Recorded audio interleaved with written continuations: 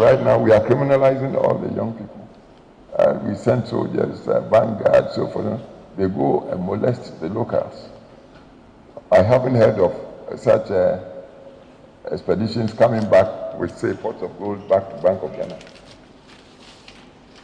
So, what's happening? Don't they find the gold? Everywhere we are getting Chinese. I haven't heard of any Chinese people reporting with the gold they got from our lands and waters. And they smuggle the thing out. So, I don't know. We are not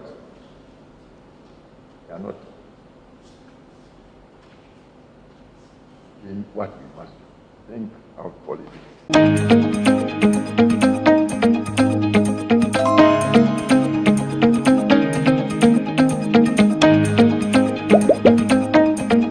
A statement made in the House, and I agree with him. The same person has a program to attend in the constituency. And so, Speaker, if you don't mind, I want to seek your leave and come under Order 53.2, that we alter the order of business as set out on the order paper to enable an on the spur of the moment statement to be made by a member in the House. Thank you.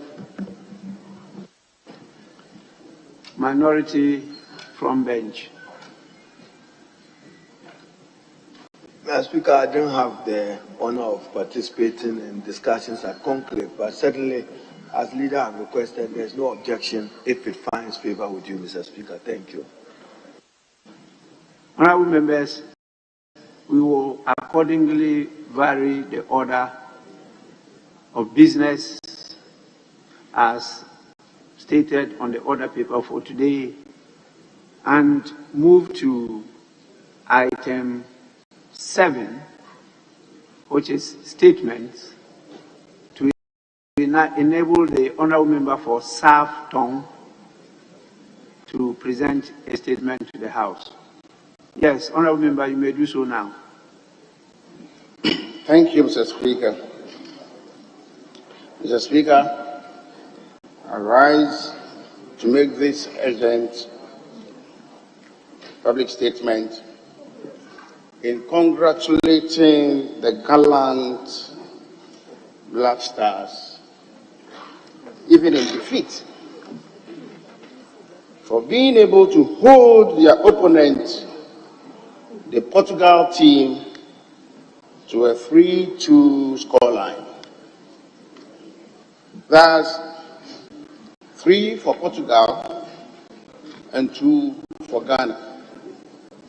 Mr. Speaker, with a very questionable penalty granted against the Stars by the American referee, gave the Portuguese a goal ahead of the Stars. Took the challenge, rose to the occasion, wrote all the odds, and played their heart out. And that gave that neat goal by the skipper of the side, Gede Ayew. Mr. Speaker, with this now behind us, it's my wish the technical bench will do the needful so we approach the other games with all it takes to snatch the points in order to advance to the other stages of the tournament. Thank you, Mr. Speaker.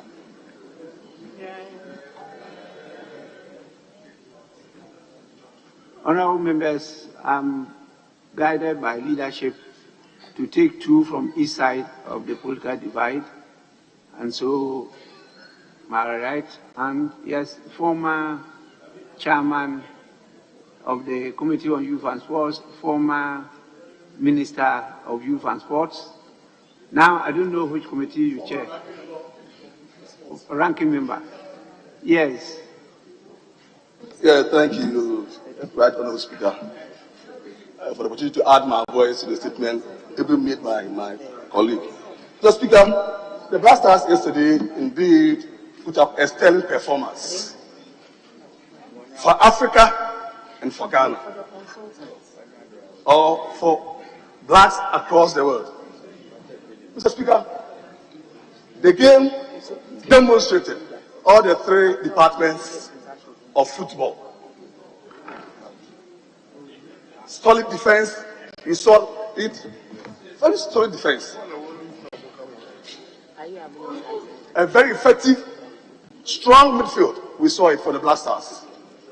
And quite piercing attacking machinery was also demonstrated yesterday. Yes. So all the three departments of the game were exhibited yesterday. So I was happy about that. And Mr. Speaker, I think football is about fairness. The game must exhibit that sense of unity, purposeless. Mr. Speaker, yesterday officiating was quite questionable. When you spend so much on a tournament, we invest so much on a tournament like this, and when you go there, the scene affects so much, Mr. Speaker, then what is it that we are doing to ourselves?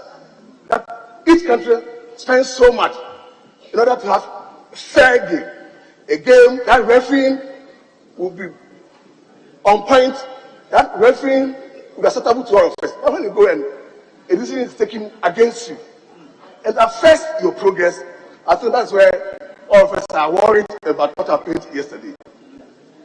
Officiating once again has come to question. And I would rather urge the Black Stars to do more concentration on their field of play. Yesterday, it was as if they gave too much respect to the Portuguese in the first half. I said they gave too much respect to the first half. When they came to the second half, and then they put up what is in the Black Stars, we also the difference. So going forward, next two matches, we urge the Black Stars to know that, as my next one said, that bring your mother as a referee, I will still beat you. Yes, bring your sister as a referee, I will still beat you. That should be on the mindset of the Black Stars. That whoever does the referee, we shall beat them. That's it. So please, I think, and I'm happy that they are doing the needful. They are protesting to FIFA. But what happened yesterday? FIFA should listen. Because when it comes to developing world like Ghana, because of our skills, our talents, and we are cheated by decisions, I don't think going forward, FIFA will have that kind of respect and recognition that the world grants them. So we need fairness in the game. The next two matches, the refereeing, the officiating should be on point. It should be fair to all of us, so that Ghana indeed can progress and progress well. Mr. Speaker, what I also saw yesterday was so marvelous that the fans were there in their numbers. Yes, the fans were there in their numbers. They sang throughout, gave the moral support throughout to the team. We expect the fans to do more because moral support is always important. I said here one day, when I was ranking about that, when I used to play for my team at Achiman-Ponwa, Stars. The Speaker, there was one song they used to sing for me that I enjoyed so much. I sang here when the Speaker was there. This is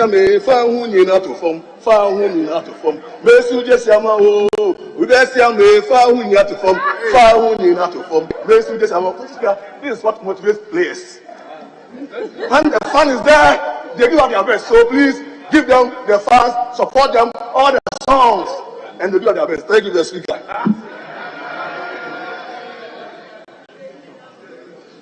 Yes, Honorable B.T. Baba. Thank you very much, Mr. Speaker. Let me also add my voice to the statement made by the ranking member for Youth, Sports and Culture. Mr. Speaker, it is obvious that our hearts are broken because of the unfortunate decision by the referee to award a penalty which was faked by the almighty Ronaldo, finding the Black Stars to be a formidable team. Mr. Speaker, our players displayed a high sense of sportsmanship and took everything on his strides and were able to equalize through a beautiful goal scored by a very young talent who is just being exposed for the first time in the World Cup.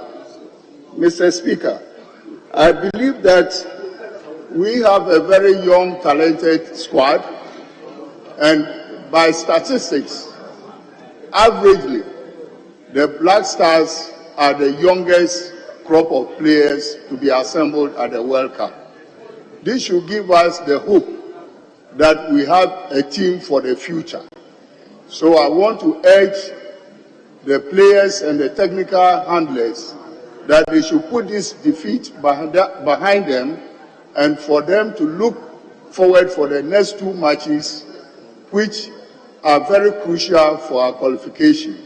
And I believe with determination and high sense of technical performance by both players and the coaches, the Black Stars should be able to qualify for the next stage. Mr. Speaker, there is no doubt that the match or the World Cup as we are witnessing now has united this nation. And that is all what sports is about. Sports is to promote national unity and integration. Let us see that this should be the beginning for things to change in this country, that we should work together as one nation, one people with a common destiny.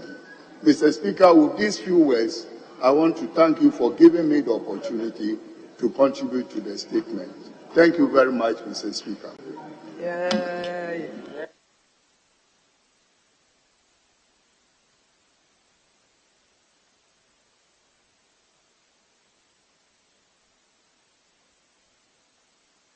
Yes, Minority Leader.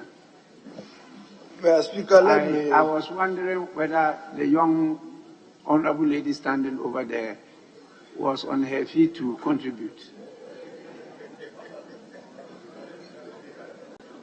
Yes, Minority Leader.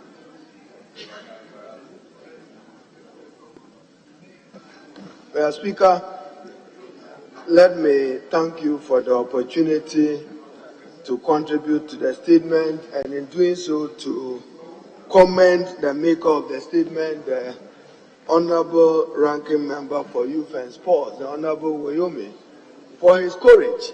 In association football, Mr. Speaker, the right thing to do is to congratulate Portugal as winners, undeservedly.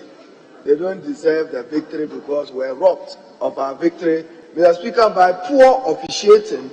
Not just the penalty which was awarded in favor of Ronaldo, but even the second goal of Portugal, as VAR subsequently revealed, was a kind of offside goal, if you observe it. But it was not confirmed. It was a kind of offside goal, Mr. Speaker. So it means Portugal got two unmeritorious goals, the penalty kick and the second goal. But Mr. Speaker, our technical team needs to appreciate two important things. Concentration. Our players lost concentration. If you notice where they picked up the balls, just between the changes, then they were with the ball to the net. In my view, the coach didn't need to do any changes. That's my view. As somebody observed, there are many coaches in Ghana. My view is that Coach Otuado didn't need to make any changes. But one can understand that he panicked because of the yellow cards that were given to Asedu and to Kudus, who was the driver of the Ghanaian team. I'm sure he tried preparing them for the next match, and out of it panicked and undertook those changes. That caused us the second goal because Jordan Ayew was not settled, and therefore they just got the ball from him and then they managed to put it into the net. So, Mr. Speaker, they need concentration, then discipline. Mr. Speaker, again, you observe that our players didn't go for 50-50 ball chances. All the balls, they will pass, he's waiting for it. Doing what? I think that we need to strengthen it. But my view is that we need to commend the Black Stars for the courageous bravery and talent of football that they showcase. And as the Honorable Esiamo observed, Mr. Speaker, would have been celebrating as the first African team, not just scoring a goal, but winning a match. And therefore, the challenge is to be able to beat South Korea and Uruguay to advance to the next stage. And I believe that the Black Stars would have been better settled to do us the honors of making sure that the cup gets to Ghana. So far, so good. We need to commend government, except that, again, government, some of the reports we are getting, if the Minister for Youth and Sports is here, some of the supporters who got into Qatar yesterday got stranded. Some of them had problems with accommodation. Some even went to the stadium without tickets, even though they were assured that they will be given tickets and others. That shouldn't happen. So the support base could have been much more stronger if those administrative bottlenecks were not. I'm not blaming anybody. I won't know what occasioned it, but I have credible report that some of our supporters could not make it to the stadium because their tickets didn't get to them on time or just didn't get to them. And hotel accommodation, Mr. Speaker, is still a problem in Qatar because of the smallness of the town and the fact that people have had to put up in areas that otherwise they would not want to do. So, Mr. Speaker, once again, we commend the gallant Black Stars. The country is still united and standing strong behind them to bring us the laurels of gold, which would be to advance to the next stage and make sure that they bring the cup home. It was encouraging to see the president interact with our players. That's the best motivation they could get. I'm sure he would have whispered some assurance to them what the country would have done for them if they were able to win the first, second, advancing into the next stage. And Mr. Speaker, again, to commend the Black Stars leadership, Dede Ayew, for showcasing the smock that you wore so beautifully yesterday. My understanding from what I've read is that when they were entering Qatar, all of them dressed gallantly as Ghanaians, showcasing a made in Ghana product of a smoke. We should encourage the use of it. So, Mr. Speaker, probably as you do parliamentary diplomacy, we now have sports diplomacy.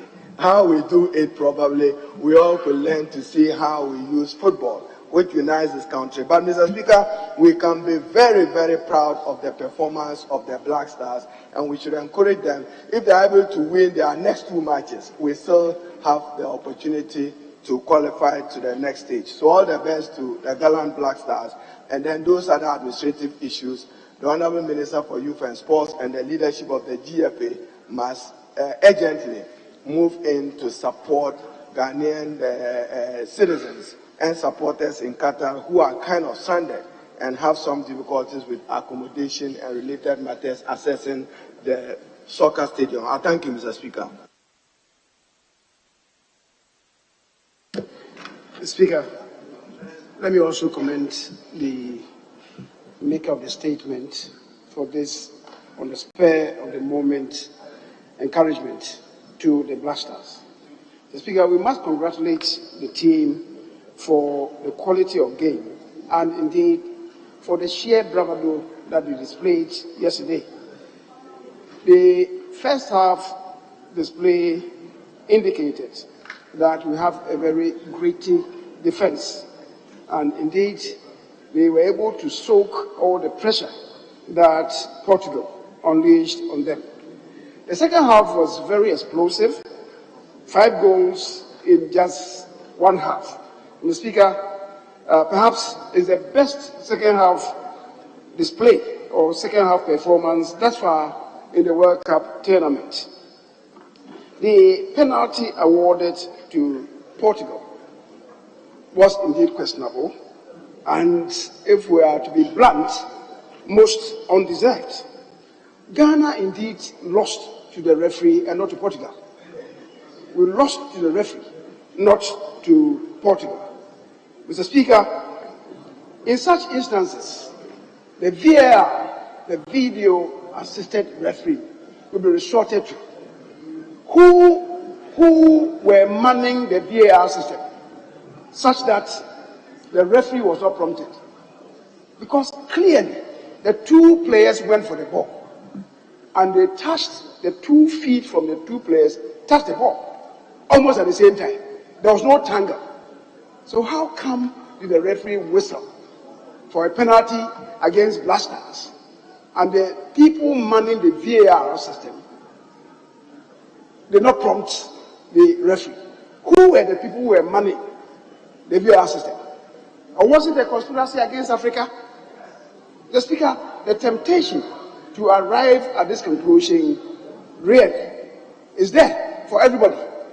And the referee, having whistled, pointed immediately to it.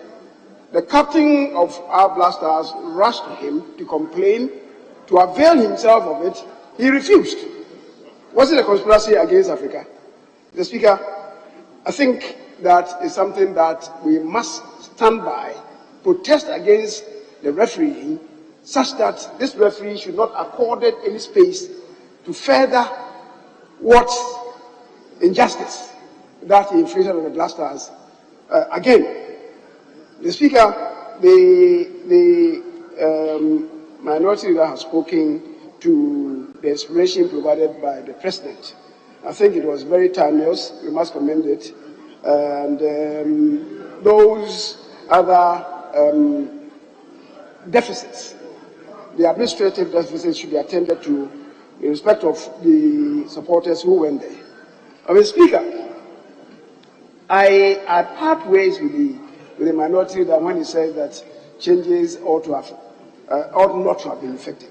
I believe that changes ought to have been effected. I'm speaking for myself. Of course, the coach is the person who makes the final determination. But speaking for myself, I think that until he scored the goal, the captain himself had been reduced to a passenger. I would think that giving the role of Kudus as the Lone Ranger up front, if he had the younger brother of Ayo, who would have been harassing his swifter, been harassing the defense, and then causing the balls to break to Kudus, who was firing from all angles, but he was a Lone Ranger. So I think that Ayo, the captain, should be playing the role of Roger Miller, and the junior brother should be the person to be starting. Mr. Speaker, if we do that, then Ghana will be in a better position to be scoring. Mr. Speaker,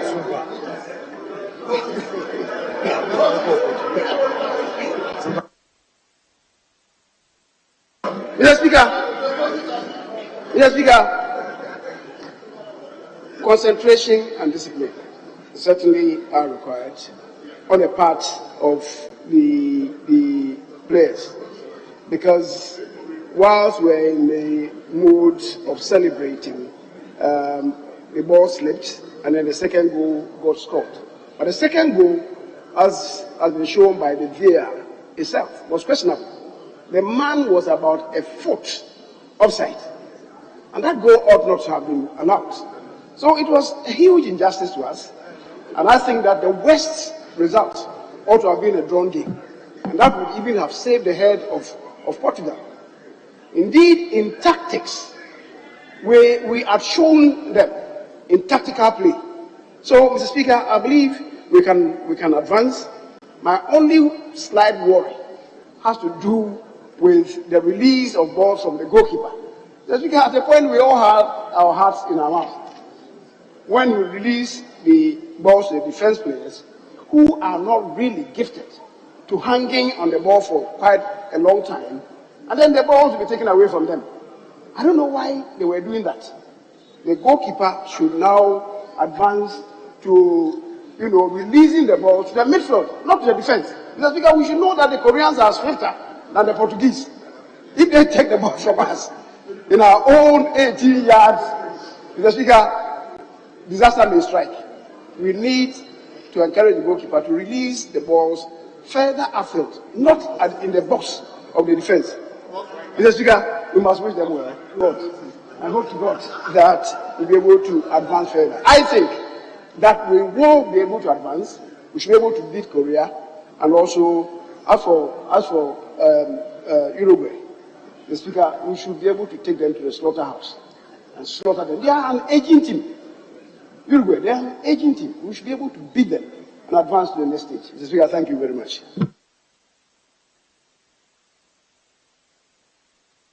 Honorable members, I can only thank you for joining me to celebrate our gallant Black Stars. I did state yesterday that we will be meeting here today to celebrate them. And I'm happy the Honorable Member for South Tong has set the ball rolling, and you have clearly demonstrated the not just patriotism, but the spirit, the undying spirit of the Ghanaian, that fiery spirit that will see us through the tournament. It is true that the Black Stars won the match, but lost the referee. That is true. We had some technical challenges. That is also true. But in spite of those technical challenges, we won the match, but we lost the points. Ghana again won another first. Yesterday, I drew your attention to the first we won. For the fourth time, we fielded the youngest team. That is a first. Again, the first African team to score at this year's FIFA football tournament. Not just a goal, but 2 goals. That's another first. And the whole of Africa was celebrating with us.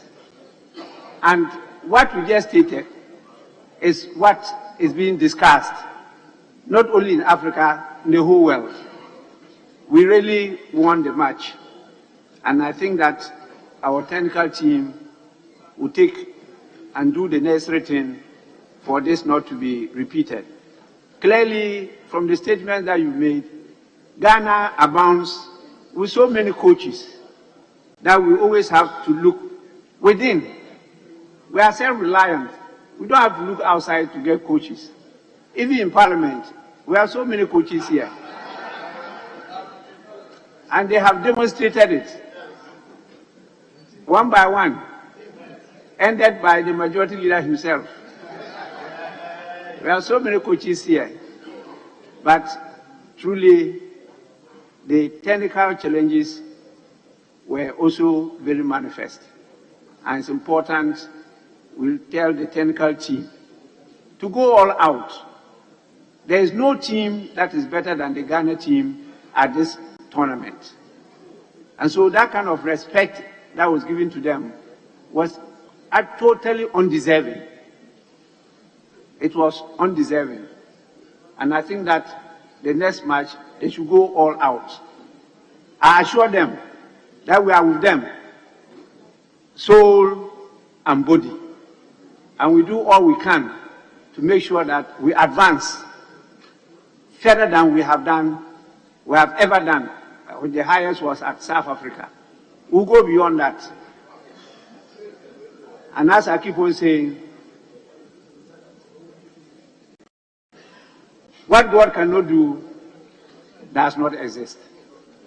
And I'm sure we'll win the match. I thank you so much.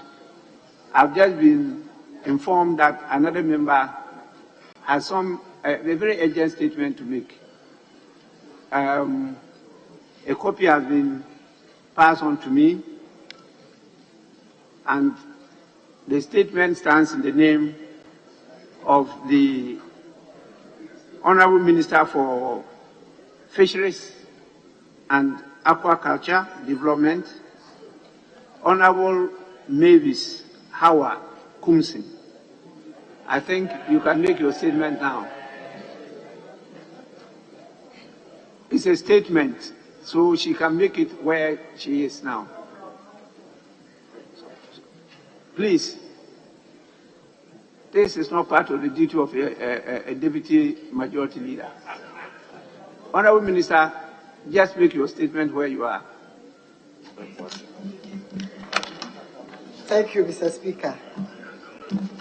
Mr. Speaker, thank you for the opportunity to make a statement on the occasion of celebration of World Fisheries Day. Mr. Speaker, the United Nations has set aside 21st November of every year to celebrate World Fisheries Day. In addition, the UN General Assembly declared 2022 as the International Year of Artisanal Fisheries and Aquaculture. That's IFA 2022. The purpose of the celebration is to recognize the contribution of the fisheries and aquaculture sector to food and nutritional security, and also highlight the challenges confronting the sector. Member states of the United Nations have earmarked on activities in the week of 21st November 2022 to commemorate World Fisheries Day. Mr. Speaker, in Ghana, my ministry has organized the National Fish Festival on 24th and 25th November 2022 at the Independence Square to commemorate the occasion. The theme for the festival is promoting sustainable fisheries and aquaculture for national development.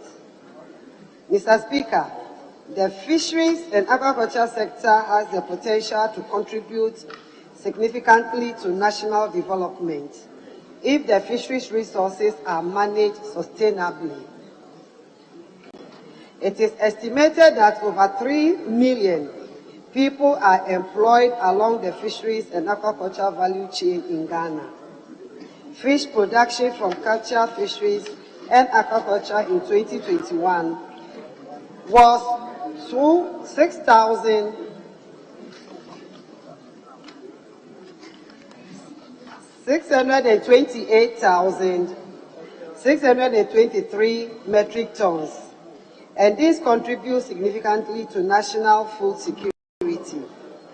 The per capita consumption of fish in Ghana is 25 kilograms, which is higher than the average of 13 kilograms for the West African region. On the average, Ghana earns over $200 million in foreign exchange from exports of fish and fishery products. It is estimated that the sector contributes about 0.9% of the GDP. Mr. Speaker, the aforementioned benefits will be eroded if measures are not put in place to sustainably manage the fisheries and aquaculture sector. In recent times, the fisheries resources have been overexploited, and there are signs of depletion of some fish species. Several factors have been identified as the cause of the current state of affairs of the fisheries sector. Notably, among them are inadequacy in the legal framework, weaknesses in monitoring, control, and surveillance, destruction of marine habitats include mangroves, climate change, marine pollution, and plastic waste. Fishery pressure and illegal, unreported, and unregulated fishing. In the aquaculture, high cost of feed, low investment, fishing of farmed fish species, and outbreak of diseases in fish farms. Mr. Speaker, let me take this opportunity to guest house measures put in place by my ministry to tackle the challenges and improve the status of fisheries and aquaculture in the country. These are: a new fisheries and aquaculture policy has been prepared and cabinet on the 11th has been prepared on the 6th October 2022 grant approval for its implementation. The new policy has 11 thematic areas, which include environment, and climate change. Fisheries and aquaculture infrastructure, lagoon fisheries and research and innovation. The new policy will, among others, be the basis for a new Fisheries Act. Cabinet on the 6th October 2022 granted approval for preparation of a new Fisheries Act to replace the current Fisheries Act 2002, Act 625. The new Fisheries Act will address the inadequacies in the current Act and incorporate relevant international instruments for which Ghana is a signatory. Drafting instructions are being prepared with assistance from FAO. A new national plan of action to combat IUU 2021 to 2025 has been prepared and deposited with the FAO in line with the international plan of action to combat IUU. Some of the actions being implemented is putting observers on vessels for sea trips and at ports and sea inspections. Reactivation of the vessel monitoring system and automatic identification system for monitoring of fisheries activities of industrial trawlers. Honourable Minister, may you conclude?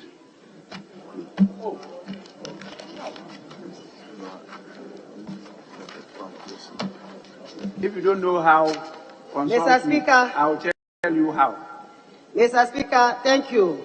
In conclusion, a ministerial directive on gear specification was issued, effective September 2022, for compliance by all industrial trawlers, and the measures reduces opening of trawler gear and also reduces the quantity of juvenile fishes caught.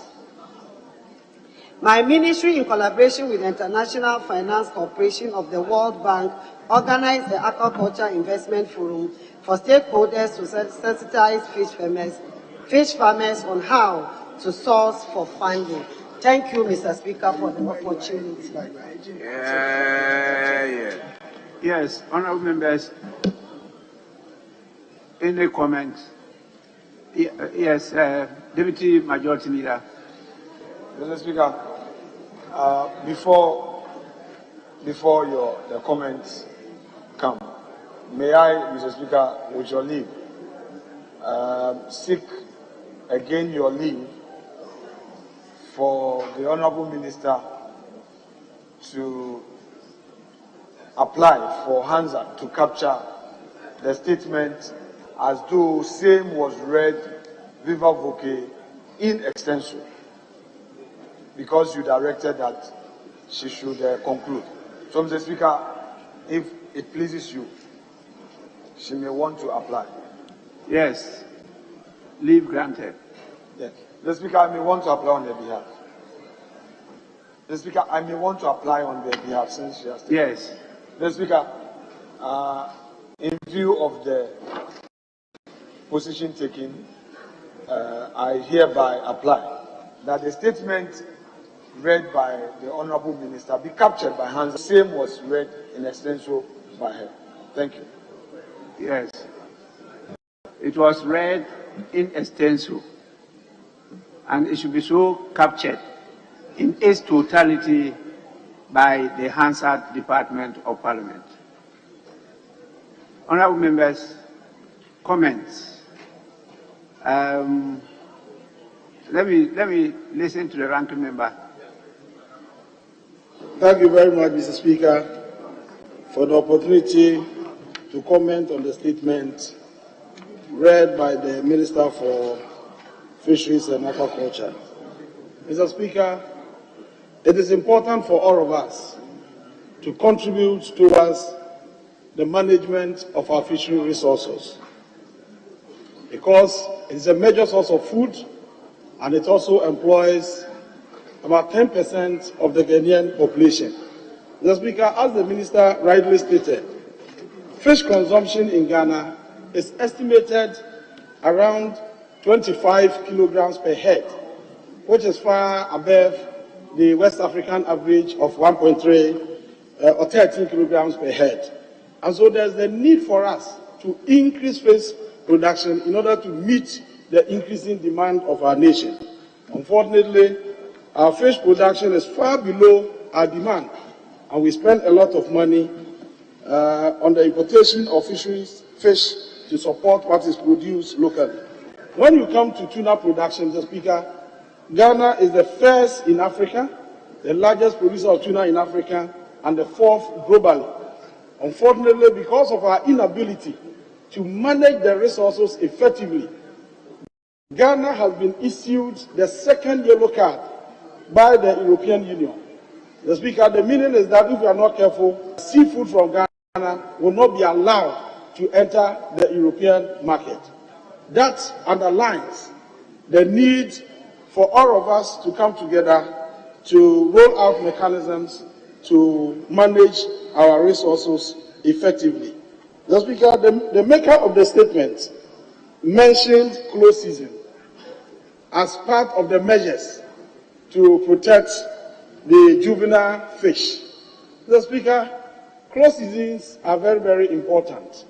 But in recent times, because the management of fisheries is anchored on research, you don't impose a moratorium on the entire fishing space, but you do research to locate the spawning points and then restrict access to those areas so that fishermen will not be allowed to fish in those areas during times of spawning.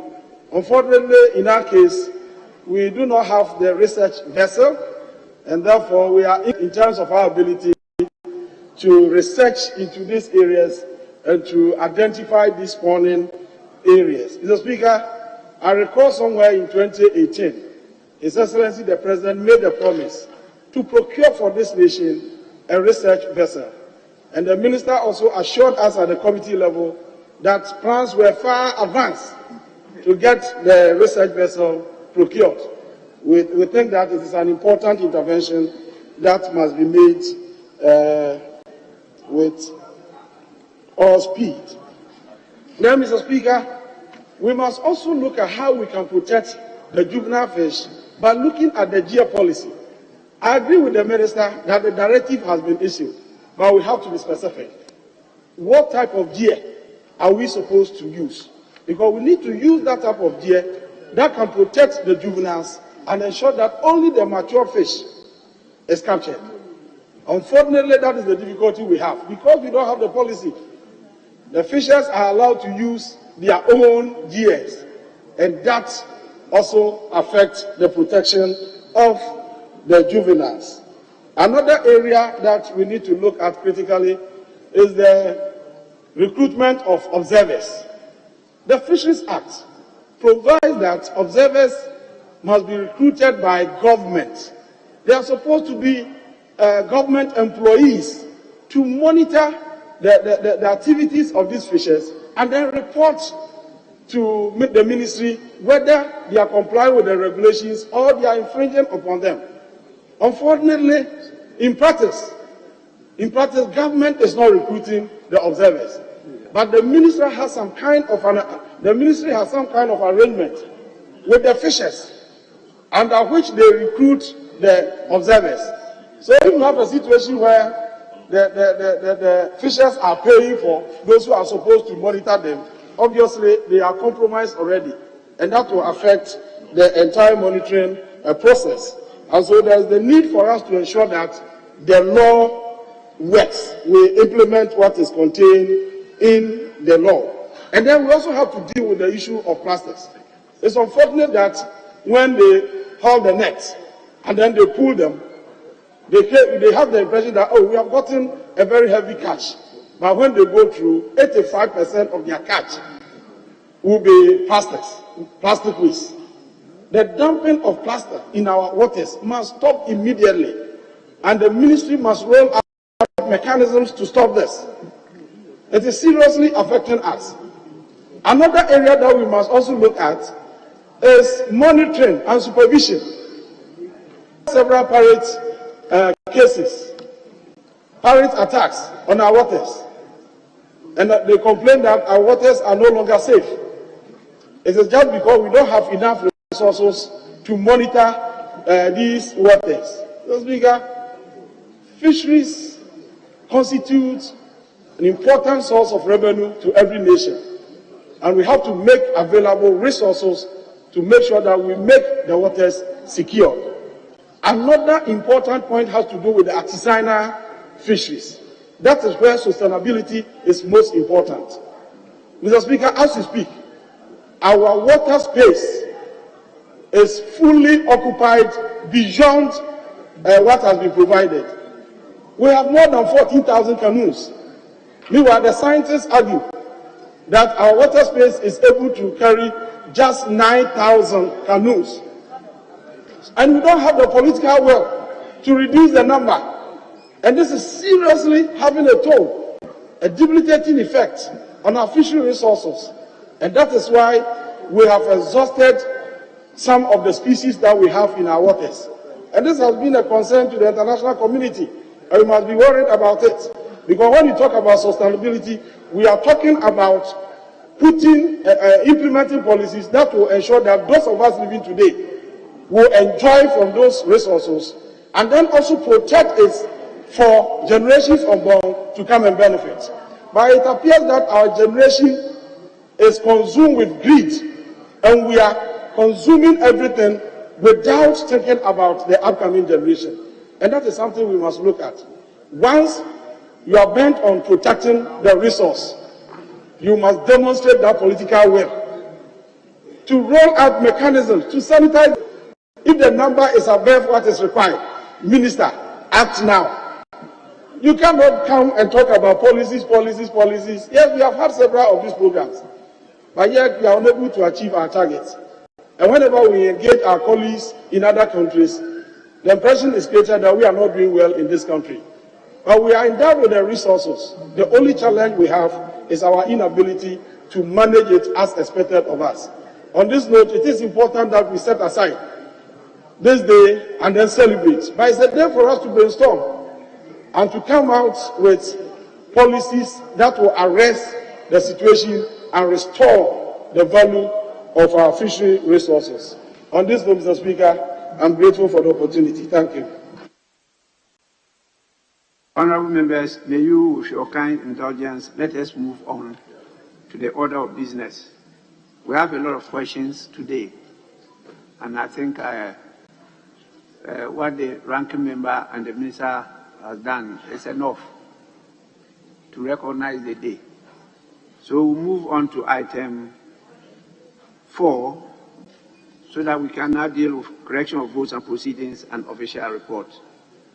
We will start with the correction of votes and proceedings of Thursday, 24th November 2022, page 1, page 2, page 3, page 4, page 5, page 6, page 7, page 8,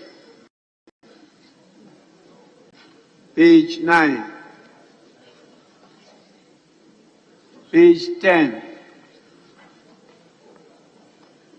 Yes, Honourable Member. I'm most grateful, Right Honourable Speaker. Right Honourable Speaker, at page 10, after the statement on the Black Stars match with Portugal at the World Cup in Qatar, you also made a statement, but that does not find expression. I thought that, as is the usual practice, they will have summarized your statement and exhortation to the House and the Ghanaian people, but that does not find expression at all. And also at page 10, Mr. Speaker, in the correct order, the presentation of papers happened after the budget statement. So I thought that we will have captured it in that chronology, in that proper chronology. But that's not what we have here at page 10. Thank you, Mr. Speaker. Honourable Member, you are right. Table office, please. You have to stop this cut and paste thing. Yesterday, even the guide you gave me was rather calling on the majority leader to present the budget. Please, be more meticulous than that. The presentation yesterday was not as captured on the votes and proceedings. And I, on behalf of the House, sent a very strong message to the Ghana Black Stars, which have been captured. That represented the position of the House. That too has not been captured. So please make sure that is done. Honourable Member, thanks so much. Page 11. Page 12. Page 13. Page 14. Page 15. Page 16. Page 17. Page 18. Page 19. Page 20. Page 21. Page 22. Page 23.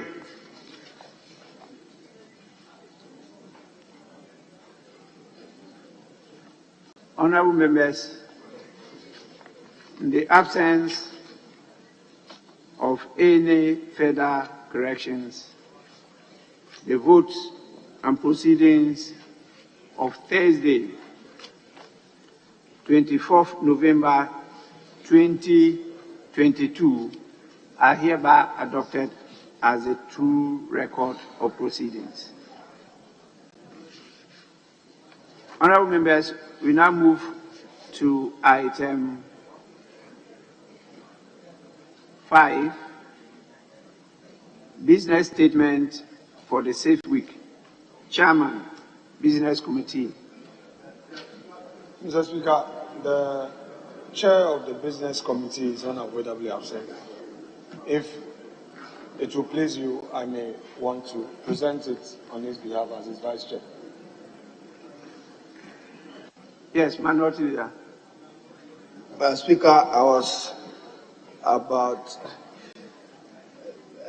leaving the chamber to the mosque, but it's a matter that I feel strongly that I have to bring to your attention and that of Honourable Minister. When the Honourable Howard Kumson made her statement on those matters on the occasion of celebration of World Fisheries Day, Mr. Speaker, I've picked up a copy, and the copy is in her name as Honourable Mavis Howard Kumson. For the record, she is the Honourable Minister responsible for fisheries and aquaculture, and therefore a statement of that nature, as I've read the content, reflects government policy and policy statements of a government minister. I thought that the record should reflect as such, so that you don't have to go, when you put it under her honourable membership for the people of Ewutu, Mr. Speaker, the mandate and authority of her person and office will be lost. And I see far-reaching policy decisions, even references to cabinet decisions. So I thought that, Mr. Speaker, I should bring that to your attention. You probably would, if you get the original copy, is in her name, so that next time she's better guided herself. That as minister, is your opportunity to make any policy statement on your sector, and you are free to do so, but not reduce it to a kind of pardon my word, Mr. Speaker, a private statement. Thank you. Because of the content.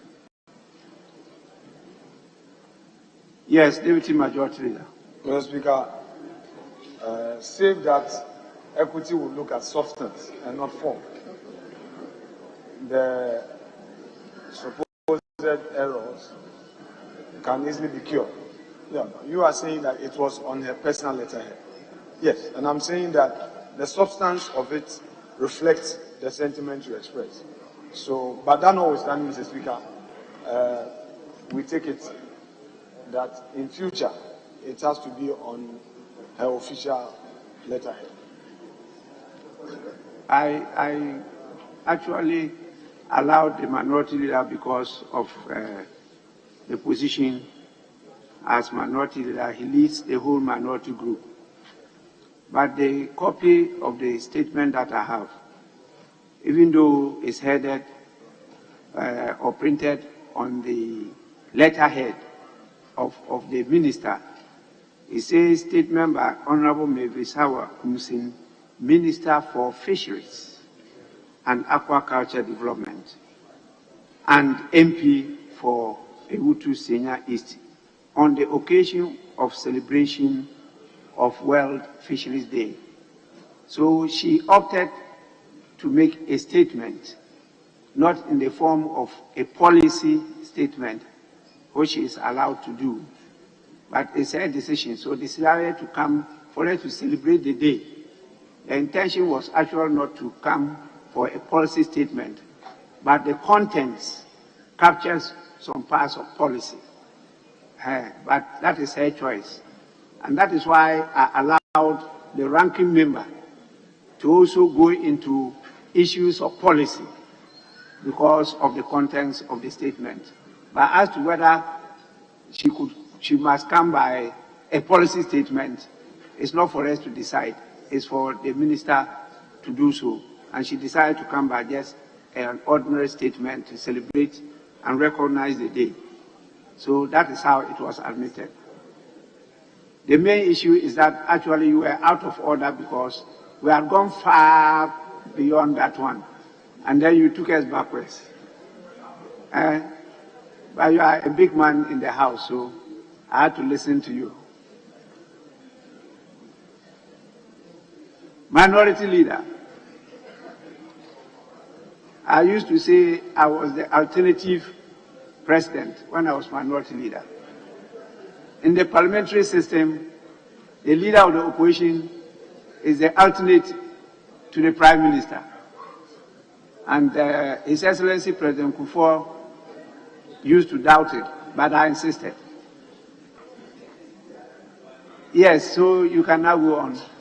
Speaker, I will proceed with the business statement, but I need your guidance since we are on this matter. Though you've ruled the minority leader out of order, but Mr. Speaker, you've raised an important point. I think your guidance would help all of us.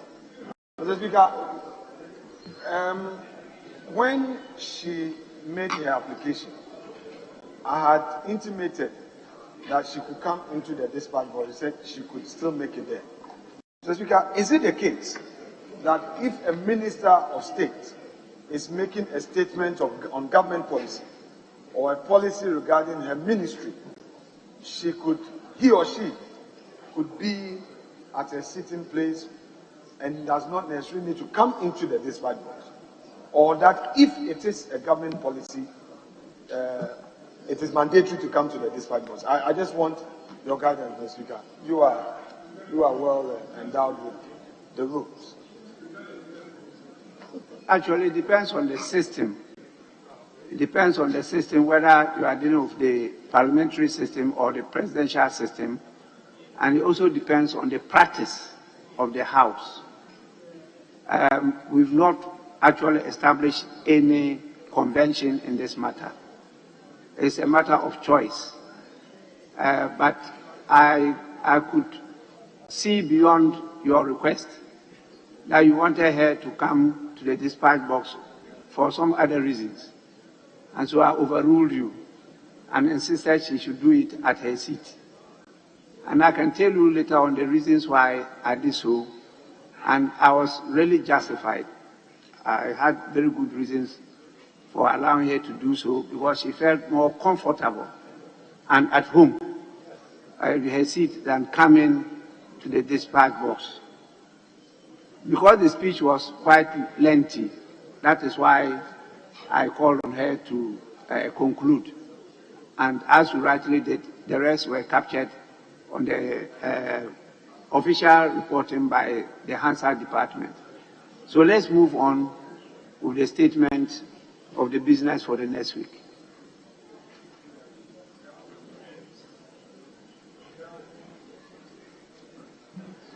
So far, that has been established. It is so. Yes. So, Chairman, in situ, you can now go on with the business statement. Mr. Speaker, thank you for the opportunity. Mr. Speaker, your committee met yesterday and agreed on the following as the business for the ensuing week. Mr. Speaker, you would have the discretion to, Mr. Speaker, read as and when available communications to the House. And then again, Mr. Speaker, in total, we agreed to take 44 questions. 40 of these are regular questions to be orally answered, and 4 of them are very urgent questions. And then, Mr. Speaker, may also admit statements, and bills and papers may also be laid as may be available to the House under Order 119. And then, of course, Mr. Speaker, pursuant to Order 75, papers for presentations to the House may be placed on the order paper for laying, and committee reports may also be presented to the House. Mr. Speaker, consequentially, motions and resolutions may be taken, if any. Then, Mr. Speaker, debate on the budget. Mr. Speaker, it is expected that debate will start on Tuesday, the 29th of November 2022. And the allotted times are as follows. For the one to second the motion and the ranking member of finance, they would have 20 minutes each. And it must be emphasized that the motion has already been moved by the minister. So the chair of the finance committee will only second, and then the ranking contributes. So they would have 20 minutes each. Other committee chairs and ranking members would have 15 minutes, as well as ministers who may be contributing, 15 minutes each. All other members would have 10 minutes each. The Speaker, leadership agreed to have the debates on sector by sector. So on the 29th of November, it is expected that the debate will focus on finance, agriculture, trade and industry, and Wednesday, communications, energy, roads, works, housing, sanitation and environment, and Thursday, the 1st of December, education, health, employment, youth and sports, tourism, culture and chieftaincy, and Monday, the 5th of December, governance, including the local government, judiciary, defense, interior. Then we'll take constitutional bodies such as EC, NCCE, and SHRAJ. The Speaker, as per the practice, will reserve Tuesday, the 6th of December, for the two leaders to debate. The minority leader would have his bite, and the conclusion on the debate will be so done by the majority leader, leader of government business and Minister of Parliamentary Affairs. Members are expected to prepare and make inputs in their debates. The Speaker, we also agree that there will be less interruption, that members should allow colleagues to flow and take note of their reservations, of course subject to the rules of the House. The Speaker, sitting and extended sittings. The Speaker, we recommend that sitting should commence each day at 10 a.m. and once we do the extended sitting, then for the pleasure and comfort of members would also be put in place.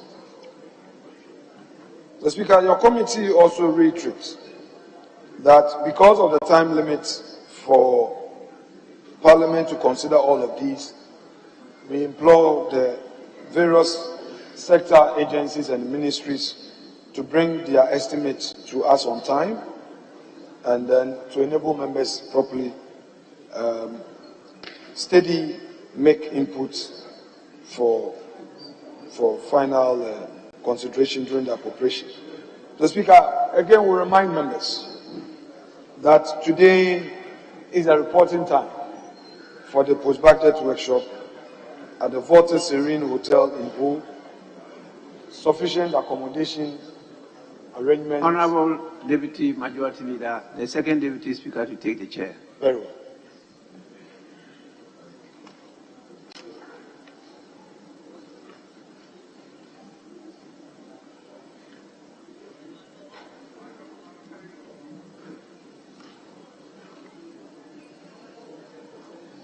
Second Deputy, is it your pleasure that I proceed? Yes, you can proceed. Very well. So, the Speaker, as I've already said, members are supposed to check in today. We have sufficient accommodation arrangements in place. The members are supposed to be properly prepared, have all documents and gadgets that would ensure your full participation in the workshop.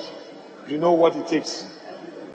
Have every necessary document and gadget, your computers, the budgets, reference documents, everything should be with you as you go to home.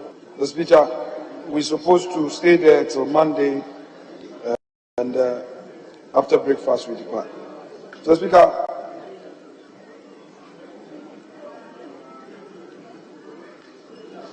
briefings by the ministers for lands and natural resources, defense and national security. Mr. Speaker,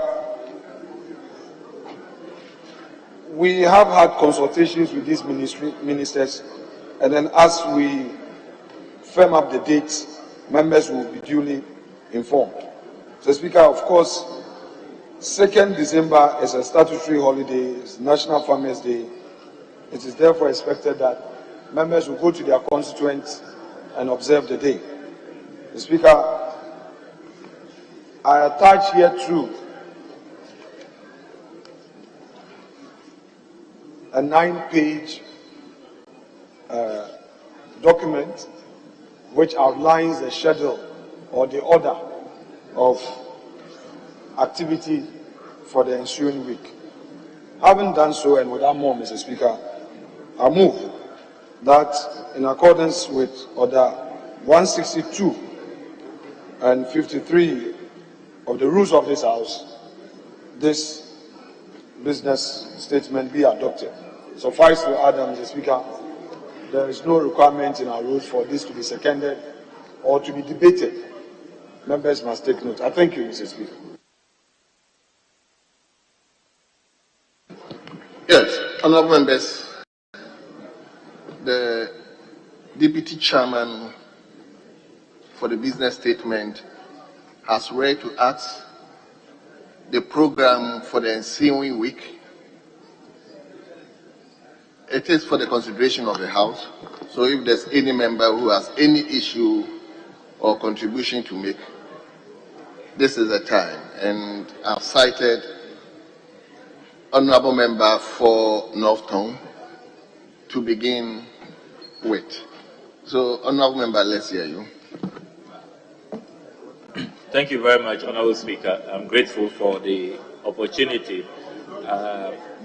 Our Majority Leader and Deputy Majority Leader, if we can have your attention, please. Yeah. Thank you very much. I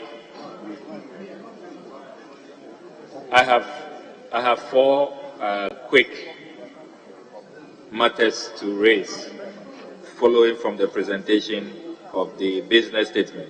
The first one relates to copies of the 2023 budget. We are expected to travel to Ho for the post-budget workshop, as you have indicated. But as at this morning, we still do not have copies of the budget, hard copies of the budget. And honorable members will want to have copies so we can prepare, particularly when we arrive this evening, use the night to read through. It's a voluminous document, so that we can be adequately prepared for the workshop tomorrow morning when the resource persons arrive. So that's the first concern, the copies of the 2023 budget, which we still do not have. The second concern, Honorable Speaker, relates to a matter before this House, which is of enormous national interest. The vote of censure motion, which we began the debate, the Speaker referred the matter under Article 82(4) to an ad hoc committee. I would like to find out from the Honourable Majority Leader or the Deputy Majority Leader if that has been programmed for the debate to continue, because I know as a member of the committee that our report is ready, but we do not find that in the business for next week we have this matter programmed for the full debate to continue and for the vote of censure to be taken, considering that that is an outstanding matter of enormous public interest, very, very important, a constitutional imperative. We must conclude the process once it has been triggered. I would like to find out if there is any indication which day next week we will be continuing with that matter, so we can conclude. The third concern, Mr. Speaker, relates to the arrangement of the days for the debate. I noticed, Mr. Speaker, that very key sectors have been omitted. For example, my own sector, the Foreign Affairs Committee, we don't feature at all. It's as though we don't matter or we are not important. Transport doesn't feature, national security doesn't feature, the Lands Ministry doesn't feature, Attorney General finds no expression. Even the Honourable Majority Leader's own sector, Parliamentary Affairs, it doesn't feature. It doesn't feature at all. Parliament, which is really the institution that we all belong to, which I would have thought that we would have, to debate. There are so many issues relating to parliamentary affairs and parliamentary matters that we would like to debate and scrutinize critically. So if it is the format, maybe we can have broad strokes, thematic areas, and then the various sectors can come underneath.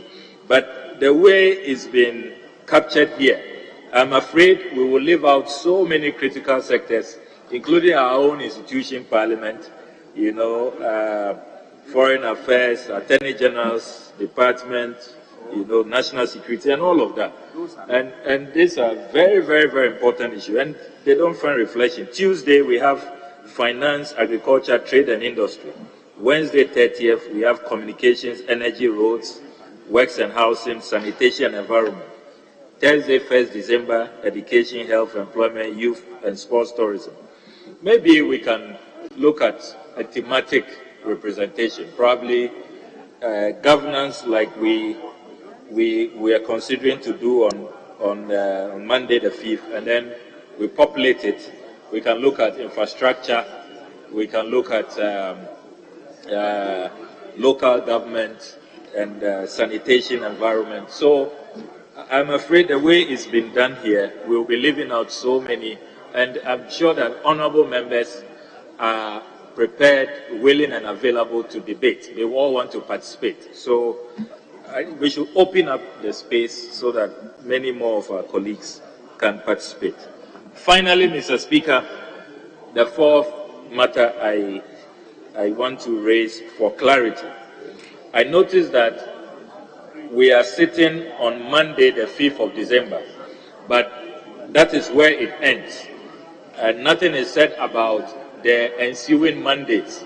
Are we to prepare to now be sitting every Monday until we rise for the Yuletide? If that is it, let the indication be made so that we can prepare. And then we know that from Monday, the 5th of December, we will be sitting every Monday so that honorable members can adjust their itinerary and prepare accordingly. Thank you very much, Mr. Speaker.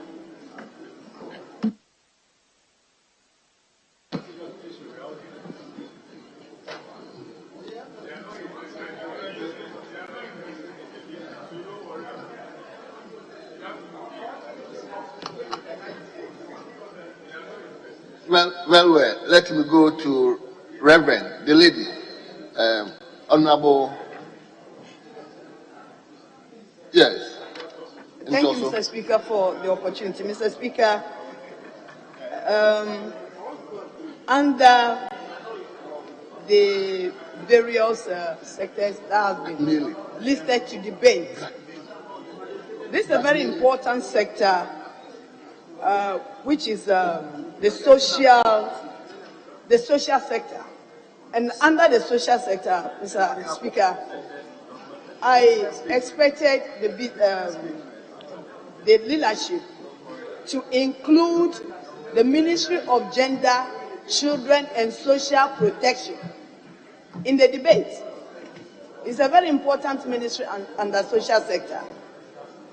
Mr. Speaker, I also want to know from the Minister of Parliamentary Affairs why it's taking Parliament this long to vet the President's nominees for the position of a substantive Minister for Gender and the Deputy Minister.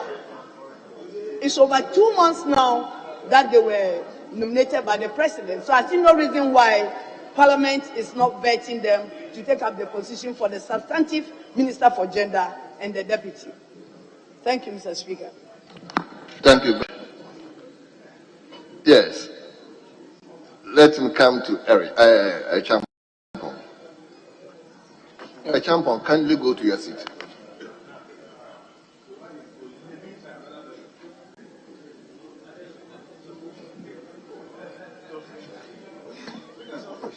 Yes, let's hear you. Mr. Speaker, thank you very much. Mr. Speaker, last week, when the business statement was read, I raised the issue about gender not found expression in the business statement, and the chief whip from the majority side did indicate that it was an oversight. You were presiding then, that they are going to take care of it.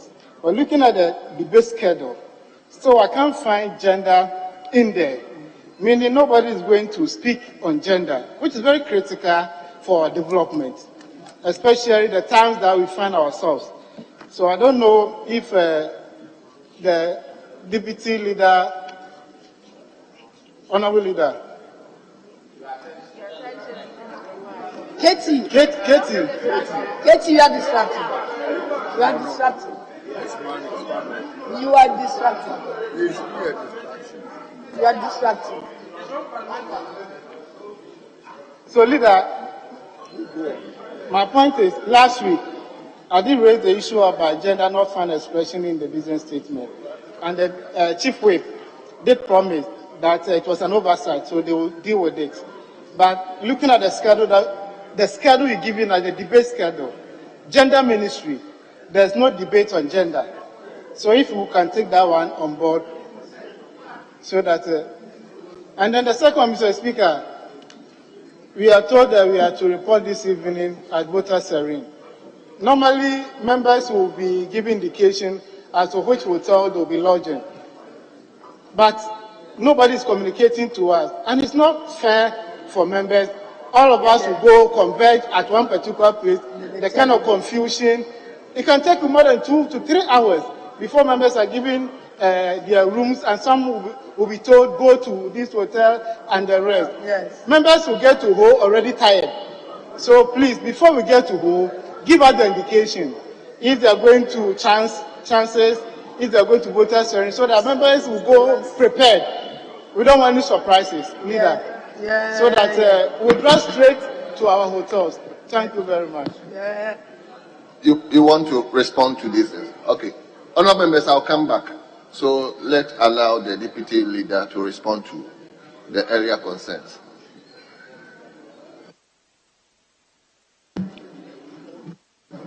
Mr. Speaker, thank you for the opportunity. Mr. Speaker, my colleague who spoke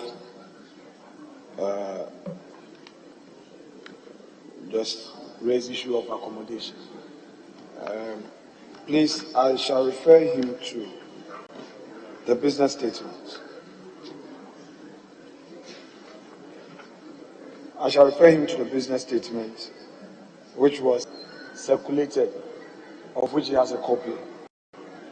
Page 3, paragraph 6. And I shall draw his attention to the content of the said paragraph. The Speaker, having done so, with respect to the ad hoc committee, my colleague wanted to know what will happen to the work of the committee. If he has a copy of the order paper of today, I would want him to refer to page 5 of today's order paper.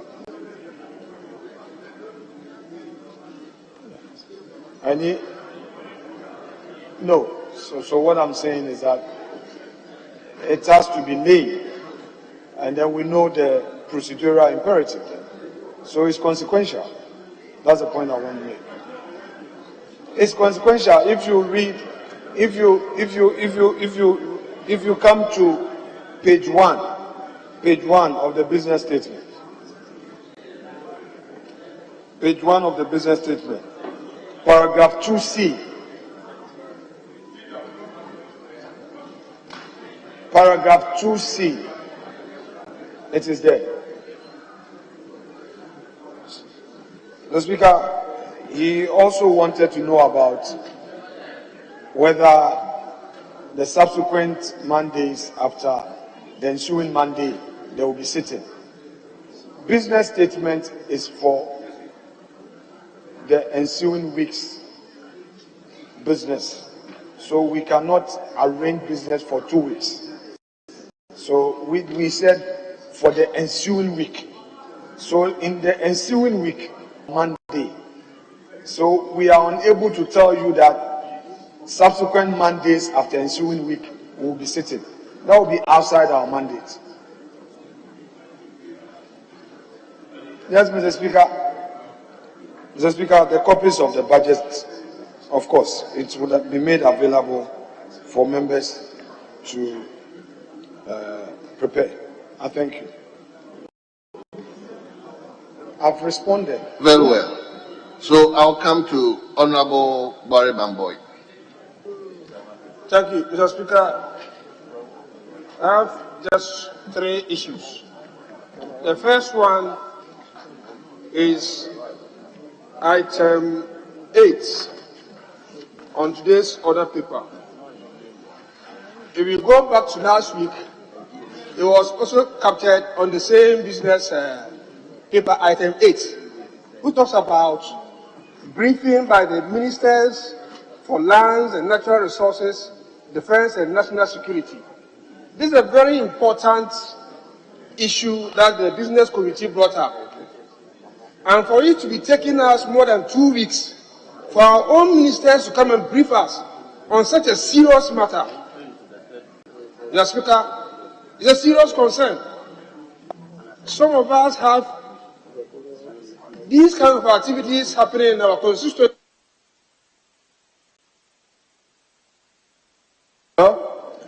and it's creating security issues. And so for the ministers who want to come here at their leisure time to come and address such a serious matter, I think it begs for some questions. And so I want to appeal to Speaker and for that matter leadership that this week they should try and come and answer these issues. Even if you look at it, you are not still certain. You are here to see them negotiating and whatever is going on. That for me is a serious matter, and I think that we should draw your attention to it. Mr. Speaker, the second one has to do with the inauguration of friendship associations. 2 weeks ago, the Speaker gave a directive on this matter, and nothing is happening. I thought that you would have been captured here for this week, and you would have been captured here for next week, and it's not here. When are we going to have these friendship associations inaugurated? Some countries are calling individuals and trying to find out, and it's so embarrassing that it's taking this parliament more than 2 years to be able to inaugurate committees, not any other thing, just inauguration of committees. We are seen not to be serious, and some of us will point out these issues. So if the business committee cannot do this, they should give it to us, we'll do it. Mr. Speaker, let me also talk about the fact that they are asking ministries to bring their estimates early enough. That's a good call. Sometimes the delay committee, the blame committee members or the committee chairs and the ranking for not bringing estimates reports early. It's always coming from the various ministries. When they bring it and you ask for further and better particulars, they drag their feet. And once you do that, I will not sit in any committee where we need relevant information for us to make decisions. You don't bring that information and you ask me to go ahead and pass that report or bring the report here. I won't be part of it. And I know many of my colleagues here will not be part of this. All of us. So leadership should talk to them, the ministries. They should do well and bring us the information early enough. And when they bring it and we ask for further and better particulars, they should bring it. What are you hiding? And I already have a list of some of the things that I want them to bring. And that is why I'm saying it here. If they don't bring them for the ministries of trade and industry as well as tourism, and the reports are delayed, leadership should not blame anybody. Mr. Speaker, God bless you. Today is a Friday. Thank you. Yes, my brother. Thank you, Mr. Speaker. Mr. Speaker, my issue has to do with item 3. That is on debate of the budget statement and then the economic policy. In the wisdom of the committee, they have structured the sectors, and then these are allotted to the sectors for comprehensive and then free flow of debate. But I've glanced through, I've seen that lands and natural resources is conspicuously missing in the structured items that have been given. So does it mean lands and natural resources will not have a bite? I want to know why it is missing. That is my issue. Thank you. Yes, I come to Honorable Kofi Adams. Thank you very much, Mr. Speaker. Speaker, my concern again is to do first with the Monday's sitting. And Parliament is really a place that is very well organized. We don't sit on Mondays for a purpose. And so if the business committee is planning to give an indication that we will sit on Monday, and a member is interested in knowing whether the subsequent weeks the same thing will happen or possibly it will happen, it's important for us to get some information and some indication. Because last week, when the business committee presented the program for this week that is ending, they gave us an indication as to how we were going to organize the debate which is happening next week. They planned for it ahead. If you look at your previous week business statement, which we are using for this week, you gave us indication as to what will be happening next week. Even in this statement, you equally have planned for Tuesday, 6th of December, which is outside the next week plan that you are supposed to do, because you wanted us to know. The member is only asking, and I'm interested to know whether beyond next week Monday, there's a possibility that we'll be sitting for other Mondays, so we can plan ahead. We don't go and schedule programs in our constituencies only for last minute for us to be cancelling those programs. So it is not enough for leaders to tell us that they are only planning for the ensuing week and they cannot give us any indication. Mr. Speaker, the second concern is call on us to expedite consideration of the estimates for various ministries. That is true. We would like to do that. But will they submit those reports to us early enough? If you take an example, Speaker, on the other paper, we still have budget performance report in respect of the Ministry of National Security for the period January to December 2021, which has not even been laid for the committee to consider. They have presented the 2023 budget, and we are being called to expedite actions on it. Sometimes the ministries must act, and act quickly, and act quickly to be able to submit reports. Yes. Honourable Member for BM, hold on. Yes, Honourable Mr. Speaker, I raise a point of correction.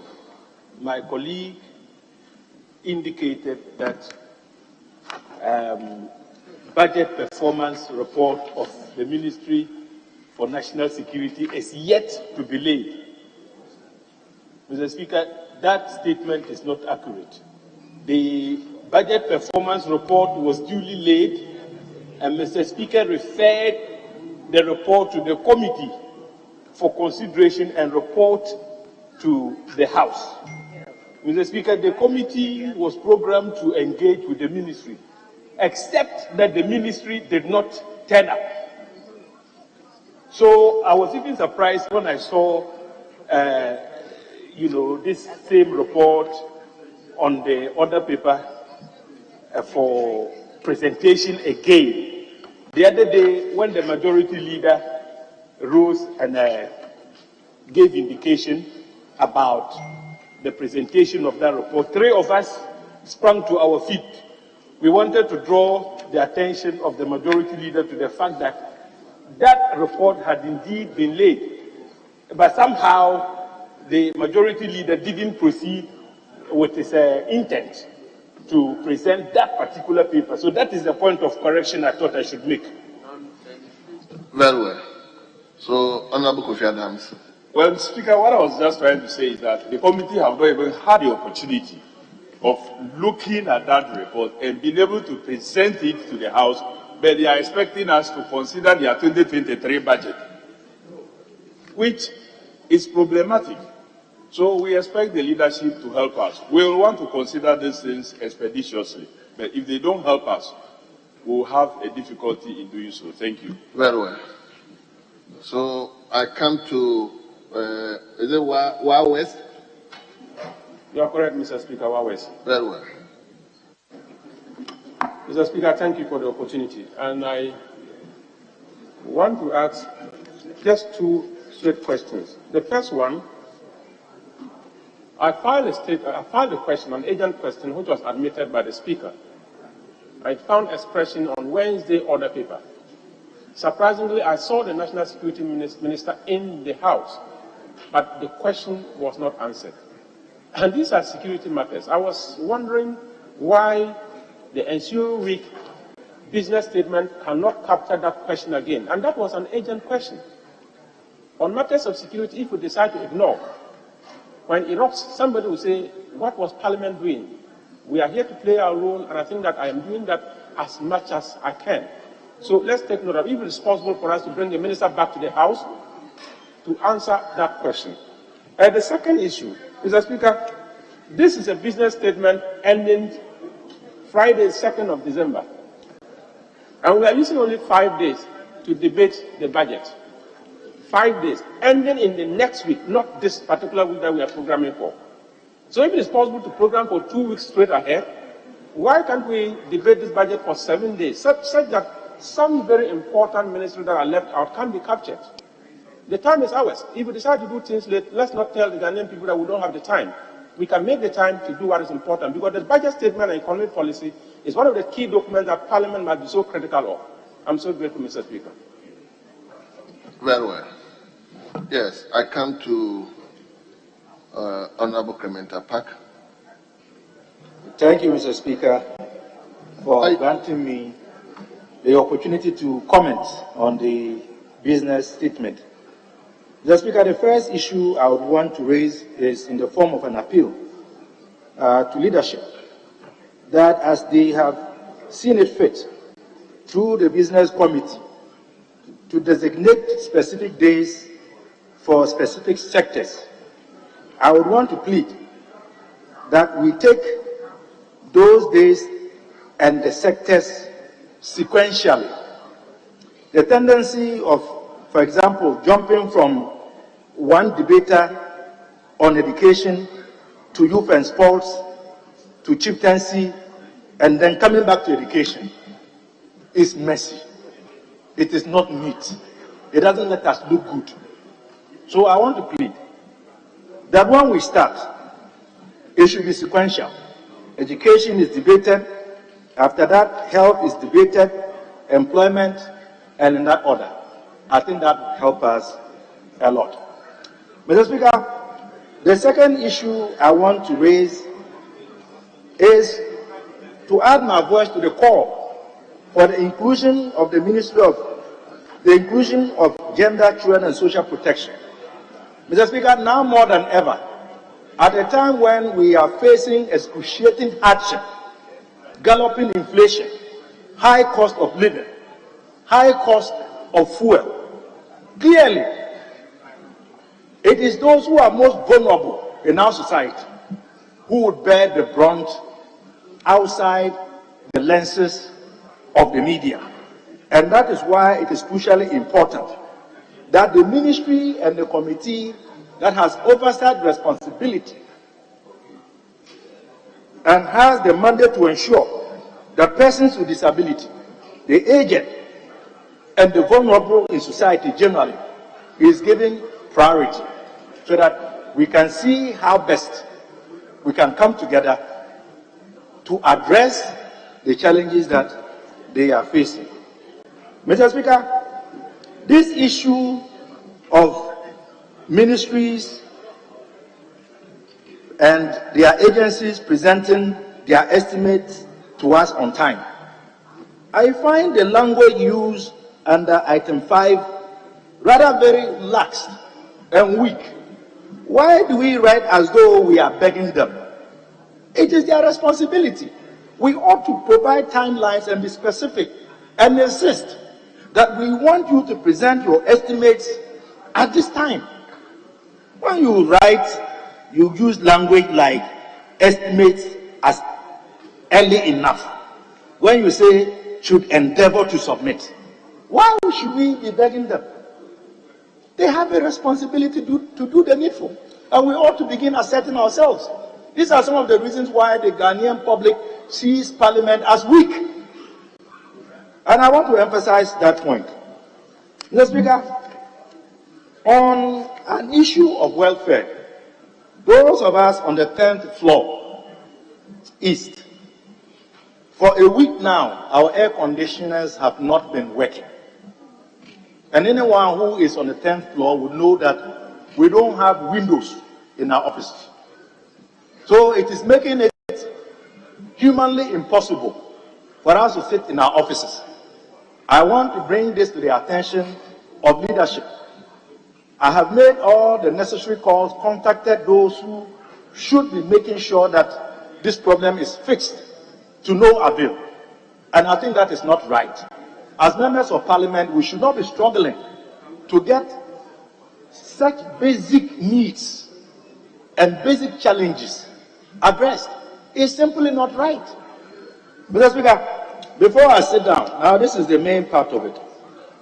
I would want to plead with your good self and the leadership of the House to program the Minister for Education to come and brief this House on what his ministry is doing to address the myriad of challenges affecting teaching and learning in this country. From basic all the way to tertiary, there are serious challenges, including challenges to do with the distribution of recently produced textbooks for basic schools, including the fact that capitation grants are still owed, including the fact that our students in secondary school are still suffering from food shortages, inadequate food, and the supply of unwholesome food by unscrupulous buffer stock food suppliers. At the tertiary level, Mr. Speaker, for your information, as we speak now, all the tertiary schools in Ghana, how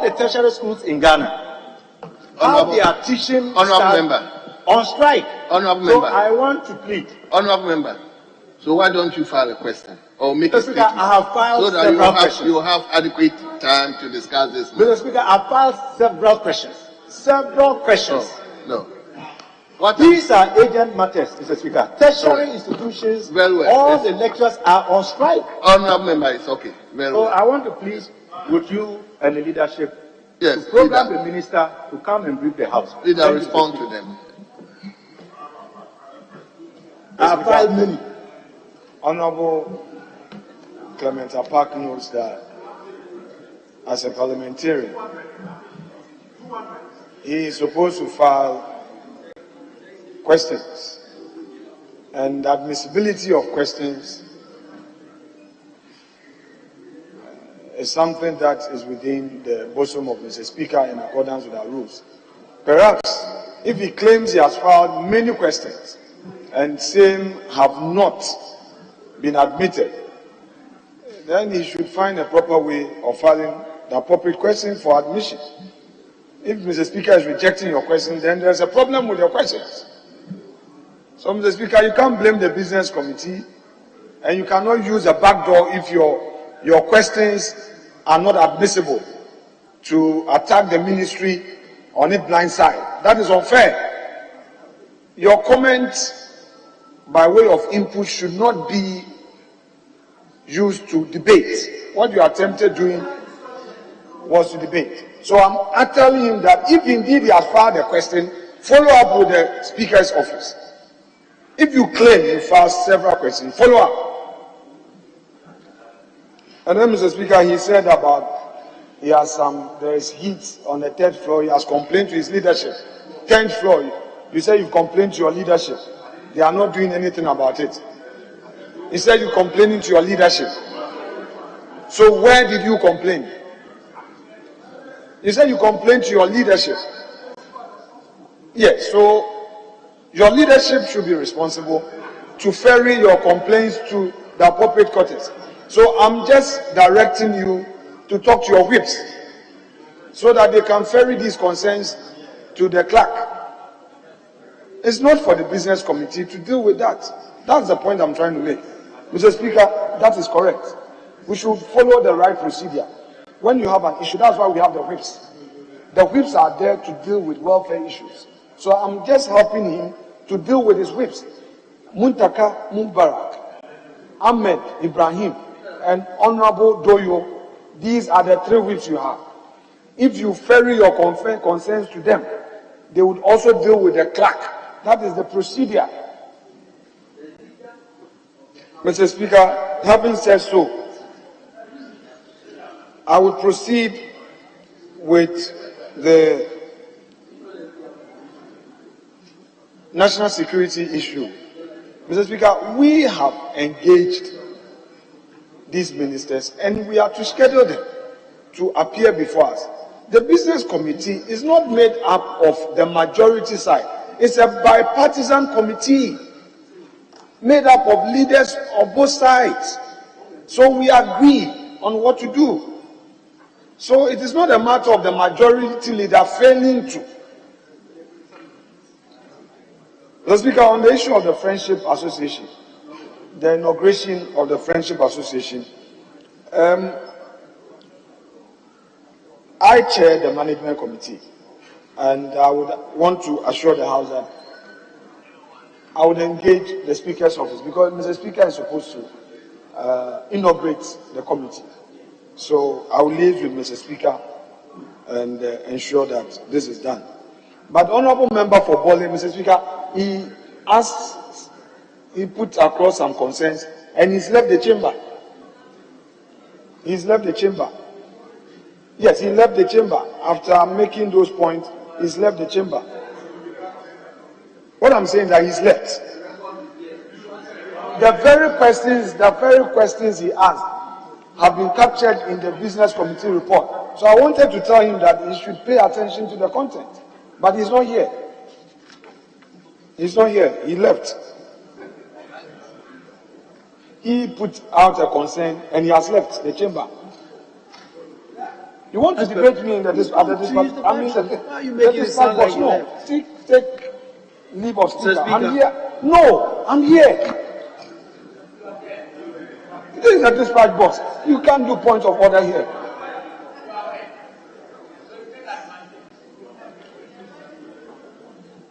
Mr. Speaker, I think there was a repetition of an earlier concern regarding some sectors.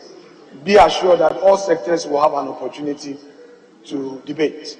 And then Honorable Kofi Adams wanted to know about the issue of subsequent weeks program.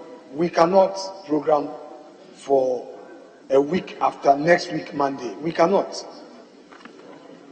Mr. Speaker, paragraph 1 of the Business Committee report reads, Right Honorable Speaker, the committee met yesterday, Thursday, 24th November 2022, and arranged business of the House for the 6th week ending 2nd December.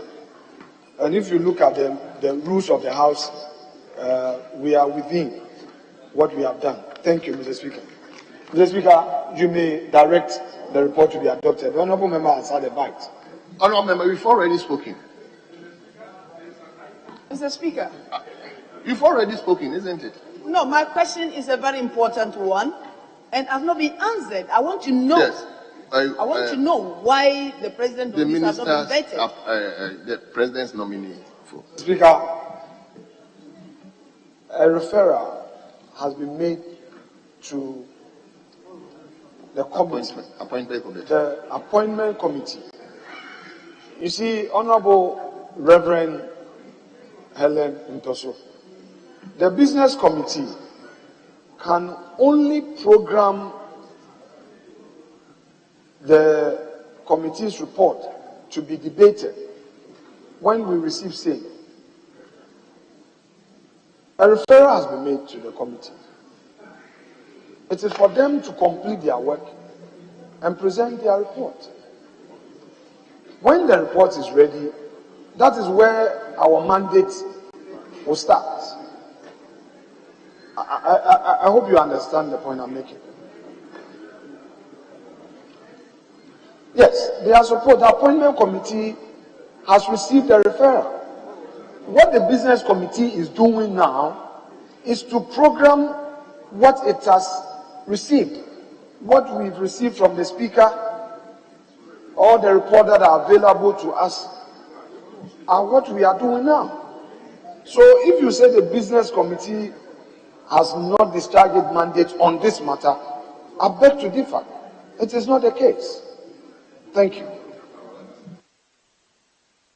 Honourable members, the business statement has been read to us.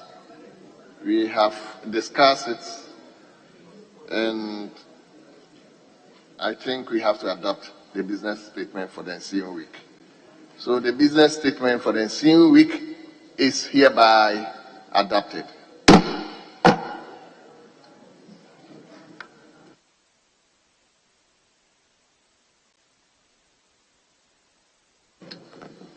So are we moving to item 6? Leader, are you moving to item 6? It is so, Mr. Speaker. I think these are questions. Yes, questions. Very well. So, offer. May you take your rightful seat.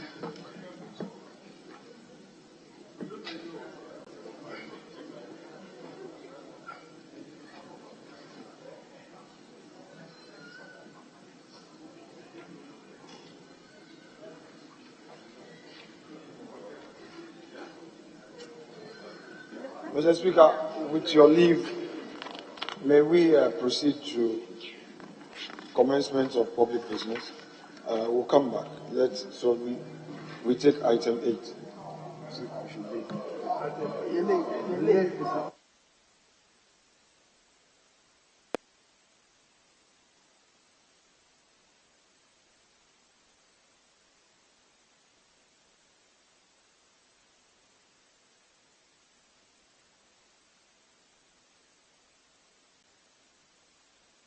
Very well. Honorable members, let me invite you to page 3. Page 3. At the commencement of public business, presentation of papers. So, item number 8, and we will begin with 8A by the National Security.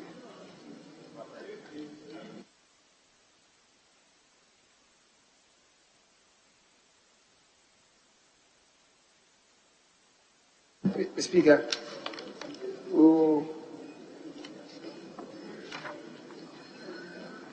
page 8.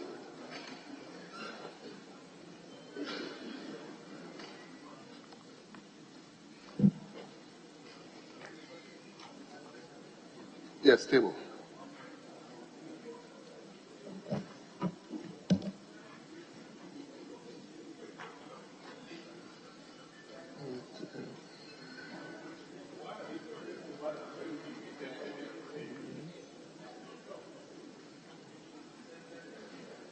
Mr. Speaker, the ranking member spoke to this, that this document has already been presented to the House, has been referred to the committee. We're not going to go back to it. That is 8A. Yes. I guess there's a mix-up from the table office. Yes.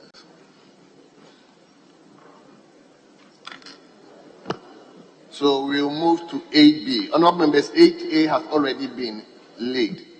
So we move to 8B. Speaker, if I may stand in for the Minister responsible for local government, decentralization and rural development to present this document. Yes.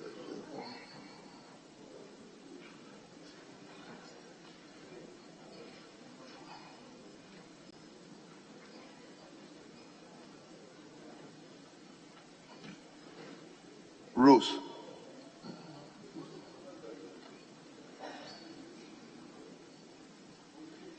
Mr. Speaker, I could do it for the Minister. No problem. Annual statement by the Audit Committee of the Accra Metropolitan Assembly for the year 2021. Honorable members, the statement has been duly presented. It will refer to the Committee on Local Government and Rural Development for consideration and report. We move to 8C, Minister for Works and Housing. Speaker, again, to stand in for the Minister for Works and Housing. Very well. Budget performance report in respect of the Ministry of Works and Housing for the period January to December 2021. Honorable members, the report has been duly presented. It is referred to the Committee on Works and Housing for consideration and report.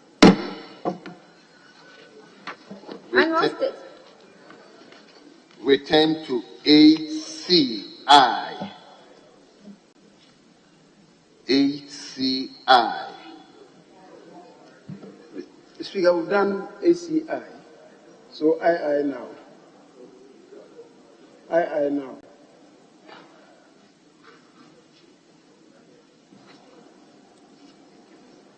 Very well.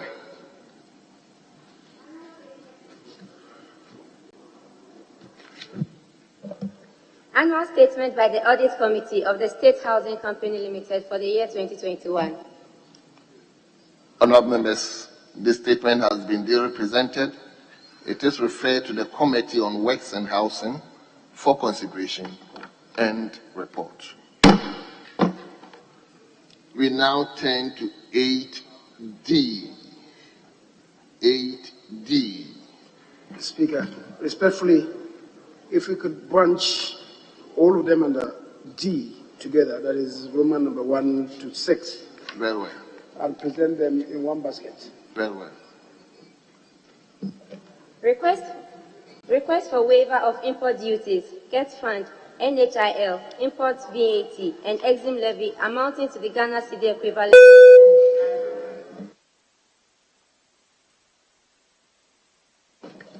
Yes. Request for waiver of import duties, Get Fund, NHIL, import VAT, and Exim levy amounting to the Ghana cedi equivalent of 4,198,703 United States dollars 65 cents on machinery, equipment, and raw materials to be imported by Fukai Company Limited under the implementation of the One District, One Factory program. Request for waiver of import duties, Get Fund, NHIL, import VAT, and Exim levy amounting to the Ghana cedi equivalent of 1,235,410 United States dollars 41 cents on machinery, equipment, and raw materials to be imported by Let's Farm Industries Limited under the implementation of the One District, One Factory program. Request for waiver of import duties, Get Fund, NHIL, import VAT, and Exim levy amounting to the Ghana cedi equivalent of 1,122,131 United States dollars 25 cents on machinery, equipment, and raw materials to be imported by Yellowtail Limited under the implementation of the One District, One Factory program. Request for waiver of import duties, Get Fund, NHIL, import VAT, and Exim levy amounting to the Ghana cedi equivalent of 419,603 United States dollars 23 cents. Equipment and raw materials to be imported by Golden Latex Products Limited under the implementation of the One District, One Factory program. Request for waiver of import duties, Get Fund, NHIL, import VAT, and Exim levy amounting to the Ghana cedi equivalent of 159,837 United States dollars 94 cents on machinery, equipment, and raw materials to be imported by OA&J Pharmaceuticals Limited under the implementation of the One District, One Factory program. Request for waiver of import duties, Get Fund, NHIL, import VAT, and Exim levy amounting to the Ghana cedi equivalent of 148,391 United States dollars 25 cents on machinery, equipment, and raw materials to be imported by Sankofa Brewery Limited under the implementation of the One District, One Factory program. Honourable members, the request for ADI, II, IV, VI have been duly presented. They are referred to the Finance Committee for consideration and report. We move to. I think that the leader was going to intervene. I think this referral must be referred to the Finance Committee and the leadership of the Trade and Industry Committee.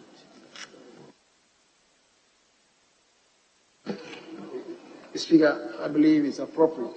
Indeed, I was just going to do that. And also for the committee to interrogate the referral of the parents' document. If it preceded the exemptions bill, then we'll be home and dry. If indeed it came after the exemptions bill, then of course the appropriate thing may have to be done by the committee that you're referring this matter to. That's the Finance Committee plus the leadership of the Trade and Industry Committee. Very well. Honourable members, the DIIIIIVVVI, the referral to Committee on Finance, we are adding the leadership of Trade and Industry into the committee for the consideration of these reports, and they will have to report back to the House. Leader, I understand the AE, we have to jump the E to F. Yes, Mr. Speaker, like the 8A, it does appear that E has also been done already, so it will not be repeated. Mr. Speaker, so we can go to F. Very well. Honourable members, we are on page 5, item listed F by the chairman. Report of the ad hoc committee on the motion of censure against the Honourable Minister for Finance, Mr. Ken Ofori-Atta. Honourable members, the report has been duly presented. It is for distribution to honourable members. We turn to G, page 6, G. Mr. Speaker, the committee chair is unavailable, so we stand that one down. And then for H, the entirety of H, the committee, I understand, is not finished with the business, so we stand those ones down. And then come back to the questions. Then the IV. Okay, all of them. Okay, fine. Right, Honourable Speaker, item F. Honourable, I haven't invited you. Yeah, I can now see you. Speaker, I'm kindly advising that the report on F, since it's a very important report, every effort must be made to ensure that members have copies of that report. Thank you. Very well.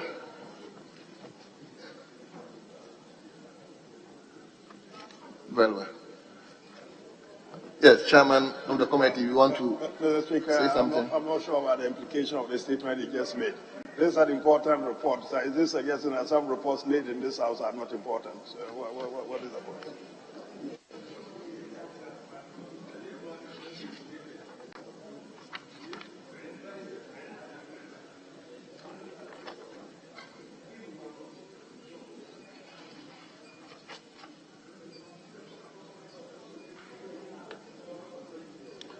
Well, Leader. Speaker, I didn't hear the intervention of my colleague initially, but every report that is laid here is required to be made available to every member of this House. Every report is required to be made available to every member. Mr. Speaker, I was just going to take us back to the F. The F. The report of the ad hoc committee on the motion of censure against the Honourable Minister for Finance. I guess we should get the caption right. The censure is not against the minister. The censure is in respect of the minister, or is on the minister. So I believe we need to have the proper caption. Yeah. So it should be the report of the ad hoc committee on the motion of censure on the Honourable Minister for Finance, Mr. Ken Ofori-Atta, or if you like, in respect of the Honourable Minister for Finance. But to say that it's against the minister, I think that is wrong. I think we understand what this means. It's very, very clear what it is. It is about the minister, one way or the other. Yeah, well, whatever it is, we understand what it means. It's about the minister. Yes, Honorable. Speaker, we learn every day.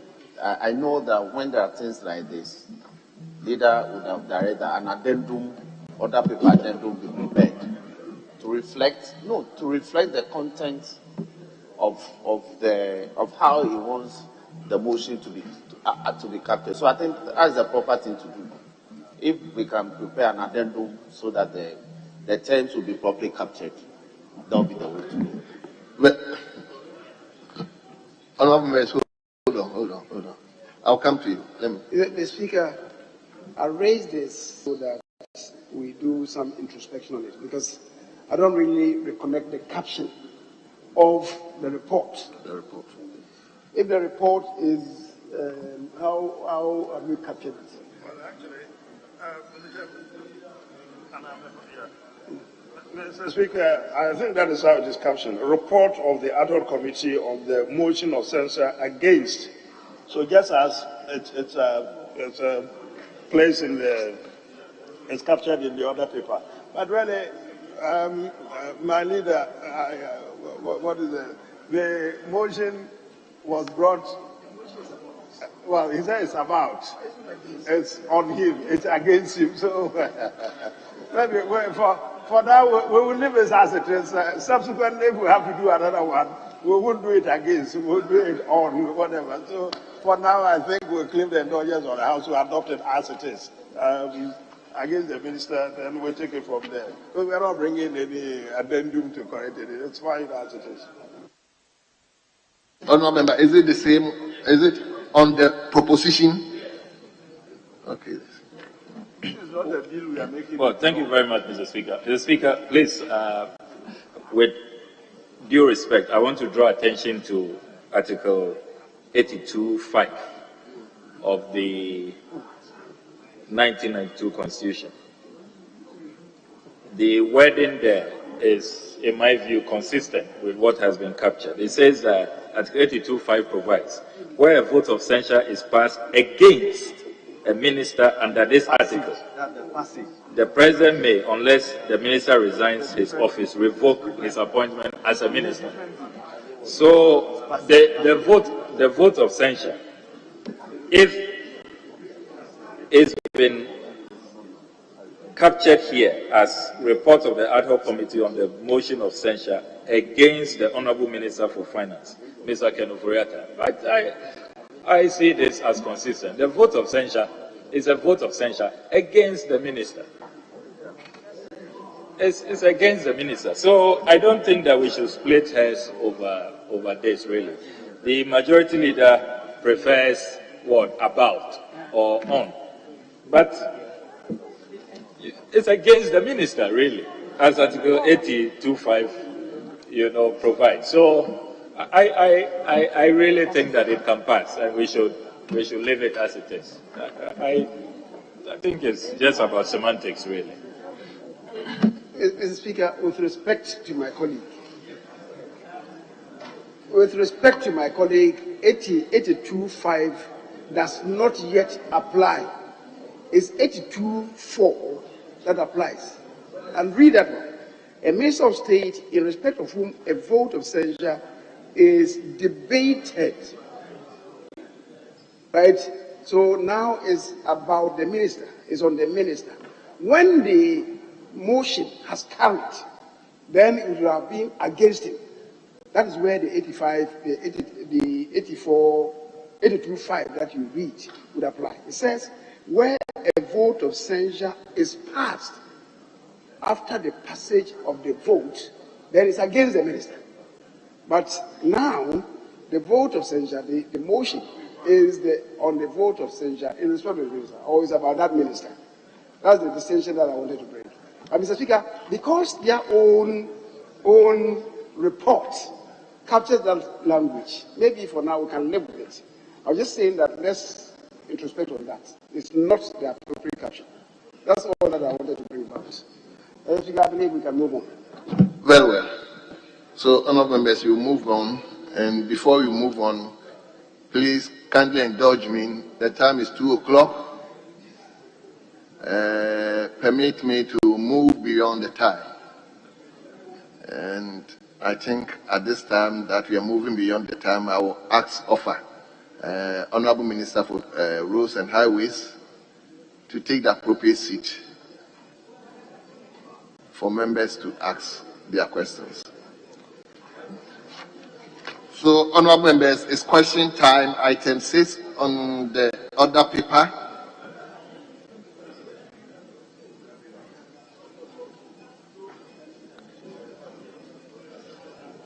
Yes. Yes.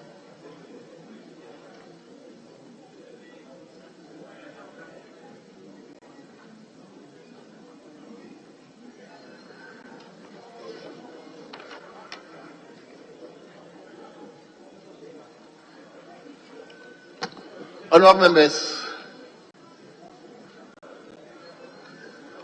we are supposed, not even supposed, we are going to hold after adjournment, and we have 1, 2, 3, 4, 5, 6, 7, 8, 9, 10 questions for the minister. So the guidelines will be that if the question is constituency specific, it will be only be with the owner of the question, and we will have only 2 supplementary questions, if indeed he has a supplementary question, only 2. And it will not pass on to any other person. So 2 supplementary questions for the owner of the questions. So we will begin with a member for K2 South. K2 South, Honorable Jifa Gomashi, to begin with the questions. So, honorable member, the minister is available now. You may ask your question. Thank you very much, Mr. Speaker. I rise to ask the Minister for Roads and Highways the status of the following roads in the Agbozuma area of the K2 South constituency. Agbozuma to Fajakofa, which is a 3.7 kilometer road, and Agbozuma to Poglu, which is also 10.5 kilometers. I thank you. Yes, honorable minister. You have the numbers here for a vote.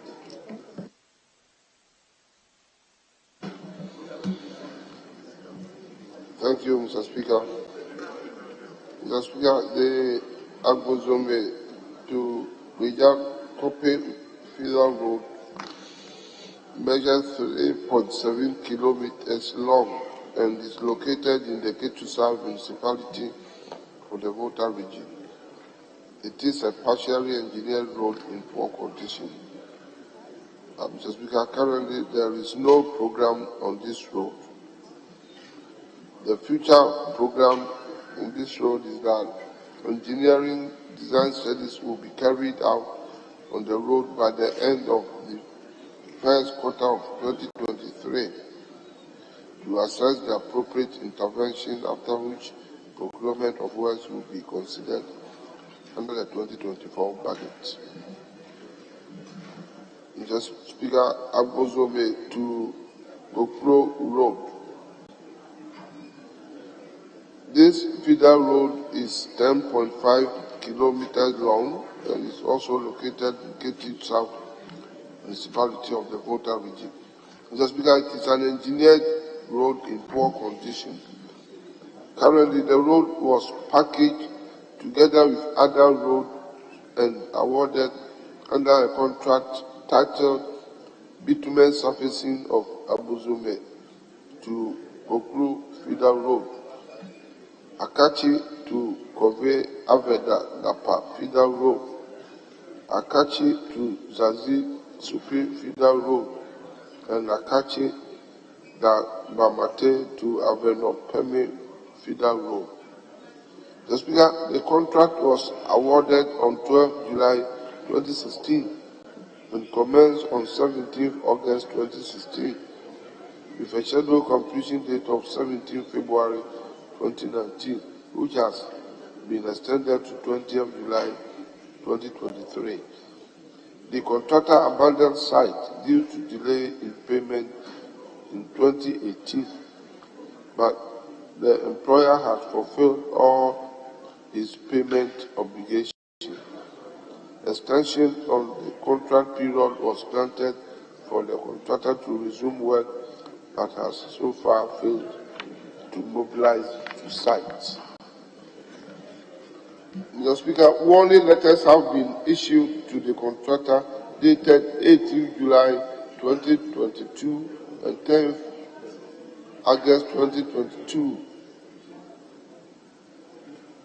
on failure to commence the works. The Department of Federal Roads will initiate the necessary contractual procedures to terminate the contract by the end of the first quarter of 2023. I thank you, Mr. Speaker. Yes, Honourable Member. Any further questions? Thank you very much, Mr. Speaker. Mr. Speaker, this morning I heard you call the Honourable Minister for Roads Wafa. I want to use this platform to appeal to him to adopt me as a niece and provide some support for us to patch at least some of the roads whilst we wait for the contractor to do the main thing. The situation on those roads are dire, and your intervention is critically needed. I want to urge that perhaps, if it's possible, Honourable Minister, for you to arrange for some filling and then some grading to reshape it so that it's more trouble in the meantime. If you can kindly adopt me as your niece and assure me that that will be done, I'll be grateful. Thank you, Mr. Speaker. Very well. Offer, this is not even a person. It's just appealing that adopt her as one of your nieces. And I hope you've adopted her. And the request is that you grade the road if the actual contractual program is not ready yet. Make the road motorable for her. Yes. So I think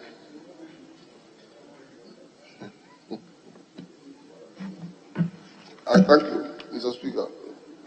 Mr. Speaker, I am not now going to even adopt her as a niece. She's already adopted long ago. And she knows that I am doing some work on certain roads in her constituency. To be specific, the cement road, Diamond Cement Road. And this is coming as part of the roads in her constituency. And these roads are critical, I must admit, in her constituency, particularly the Diamond Cement Road. And, Mr. Speaker, I have visited the place, and I know the state of the roads. So whatever is possible will be done, at least like she suggested, to make the road motorable for the time being. Thank you, Mr. Speaker. Thank you very much. We now turn to question 647. I thought his answer has concluded everything for you. Yes, Mr. Speaker, it has, and I'm grateful to the Minister. Thank you. Thank you very much. So we turn to question 647. 647. A member for Tema East, Honorable Isaac Ashai Odam 10. Honorable, let's hear you.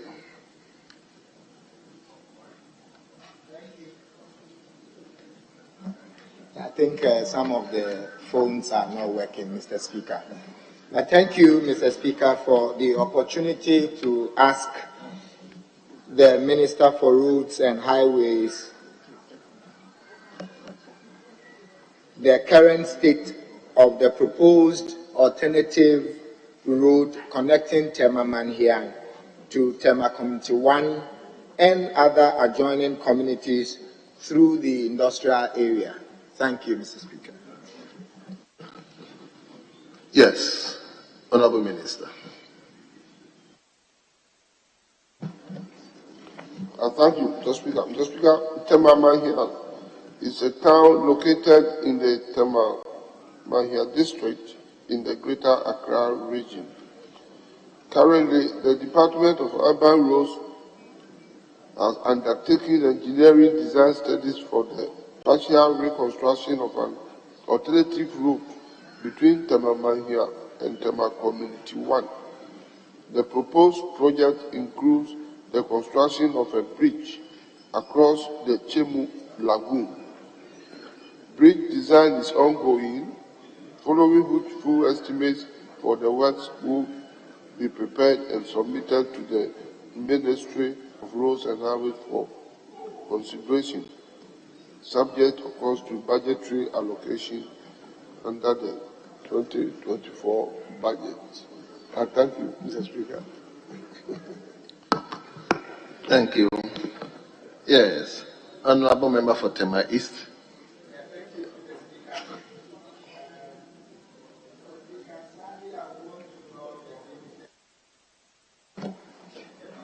Thank you, Mr. Speaker. Sadly, I would want to draw the Minister's attention to the fact that the response doesn't seem to address the issue at stake. Firstly, the response considers the location of Temamanhiang under Temamanhiang district. We do not have Temamanhiang district in Ghana. What we have is the Tema Metropolitan Assembly. So that is the first. And then the caption itself, the response itself appears to be disconnected from the question because the visit to the site was in 2017. And so if they say currently engineering designs are being undertaken, I think that I would appeal to the minister to get back to those who presented this response and get the current state, because Temamanhiang and the industrial area is such an important place that provides safe haven for the brown and blue collar job within the catchment area. And so if we are able to connect this alternative road, it will help industries and help in the economic situation in the Tema metropolitan area. So I would beg of the minister to come again because the responses appears to be very far from the reality on the ground. There is no work being done, and we expect the urban rules to provide a better response to this question. Thank you, Mr. Speaker. Very well. Minister, you Mr. Speaker, in the first place, I thank my colleague for the correction. Yes, and it's true, I agree with him. Temamanhiang is under Tema Metropolitan Assembly, as a district. Mr. Speaker, my answer clearly indicated that engineering design studies have been completed, and it has confirmed that there should be an alternative route between Manhiang and Tema Community 1. And in this proposed project, we are going to have a bridge across the Chemu Lagoon. So that is the engineering design that we have. So my understanding is that this will be a better route to join Tema Community 1 to Manhia. And that is the project that we have in the ministry, to solve the problem between Manhia and Tema Community 1. So this is the engineering solution that is available in the ministry. And of course, as a member of parliament for the area, it's your constituency. If it doesn't satisfy you, then, Mr. Speaker, I would like to call on him that after this session we check on it. It does not mean that what we have decided in the ministry should by all means prevail, but that is the technical answer to the question. As far as the road between Tema Community 1 and Manhia is concerned. But if you call on us in the ministry, I will make it possible for you to appear, together with or sit down with the engineers, the urban roads engineers working on this project. Then we agree on the actual route of Manhia to Tema Community 1 to resolve this problem. I thank you, Mr. Speaker. Yes. Yeah, thank you, Mr. Speaker, and I want to thank the Minister for the opportunity for us to engage the engineers of the ministry for clarity on the project course, because the pre-2016 course would not get anywhere near the Chemu Lagoon, and even the post-2016 engineers project does not go over the Chemu, rather the Ozogu. That's why I say that the responses are way out of touch with the reality on the ground, because what the engineers looked at is the Ozogu River and not the Chemu Lagoon. And the pre-2017 area, we looked at a corridor around the Vaco Clinic area, which has nothing to do with the Chemu. And so reflecting on the response, which sought to suggest that there will be a bridge across the Chemu, tells me that either nothing is being done or responses are given which does not reflect that. But I take solace in your assurance that we can sit and probably clarify and define exactly what we want to do. Thank you, Mr. Speaker. Thank you very much. So we move to question 766. 766. A member for Galu. Very well. I want to find out something from the double. Yes, honorable colleague, honorable member. Yeah. Mr. Speaker, thank you for the opportunity. Mr. Speaker, as much as I'm aware, a bridge component is being put together. A bridge has been allocated to your constituency on this road. I want to have a clear understanding of that. In constructing the road, you wouldn't need the bridge. Is that the case? Mr. Speaker, we will certainly need a bridge, but the bridge would go over the Ozogu River and not the Chemu. The Chemu one was supposed to be a metal bridge to be added to the current bridge, which is just close to the naval base, a second bridge there. But the main alternative road would go through the Ozogu River and not the Chemu. Thank you very much. So we now turn to Galu. Yes, Honorable Albert Akuka, please, you may ask your question on 766.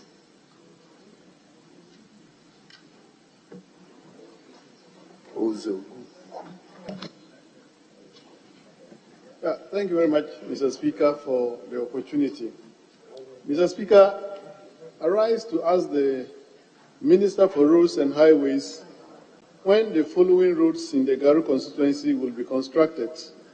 And you have there town to Patia, Garu to Rikambo, Garu to Kuri Natinga, Garu to Denugu Sisi, Garu to Kuri Natinga through Songo to Sinibaga. Thank you. Yes, Honorable Minister.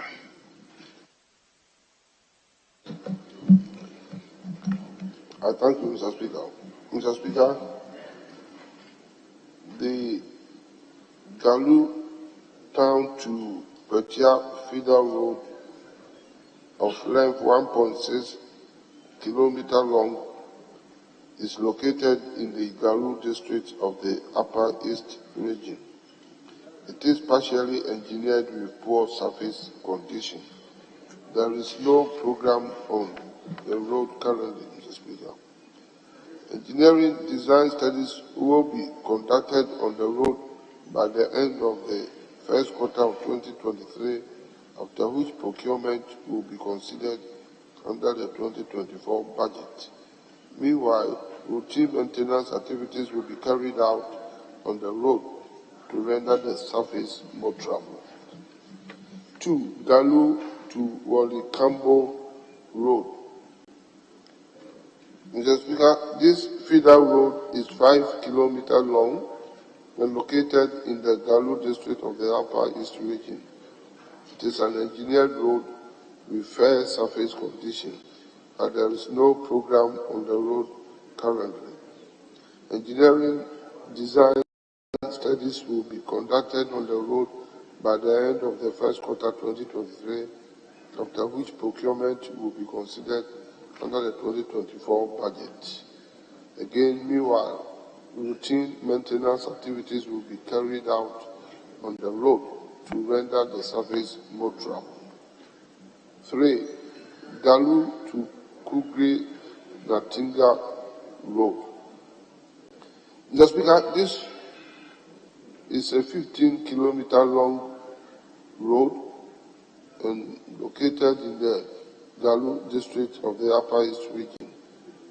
It is engineered road with gravel surface in fair condition. There is no program on it currently, but moving into the future, engineering design studies will be conducted on the road by the end of the first quarter of 2023, after which procurement will be considered under the 2024 budget. Routine maintenance activities will continue to be carried out on the road and to render the surface more travel. 4.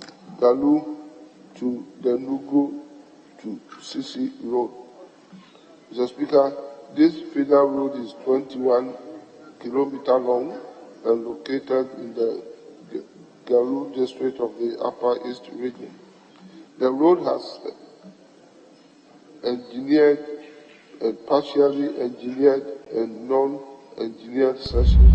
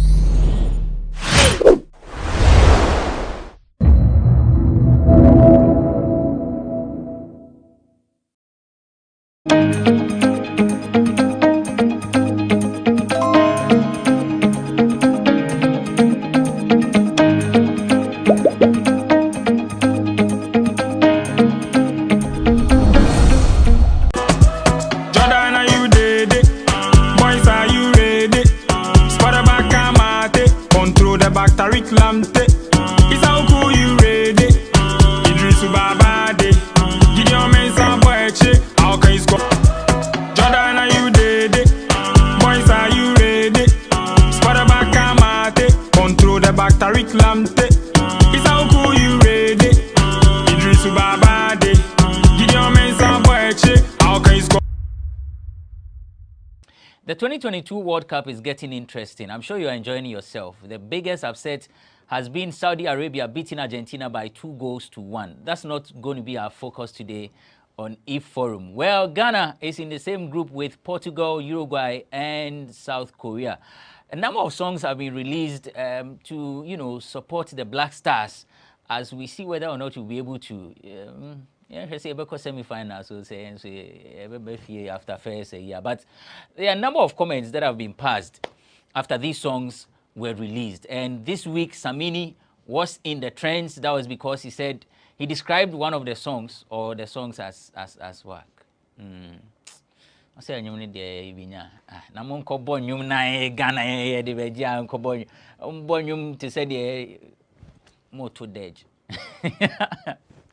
Anyway, Nasi has also released a song and people are jamming to it. Today we take a look at some of the songs that have been released as official Black Star songs for the Qatar 2022 World Cup. And so that's what we are here to do today on eForum on GhanaWeb TV. My name is Benefo Boabin Abrantipa.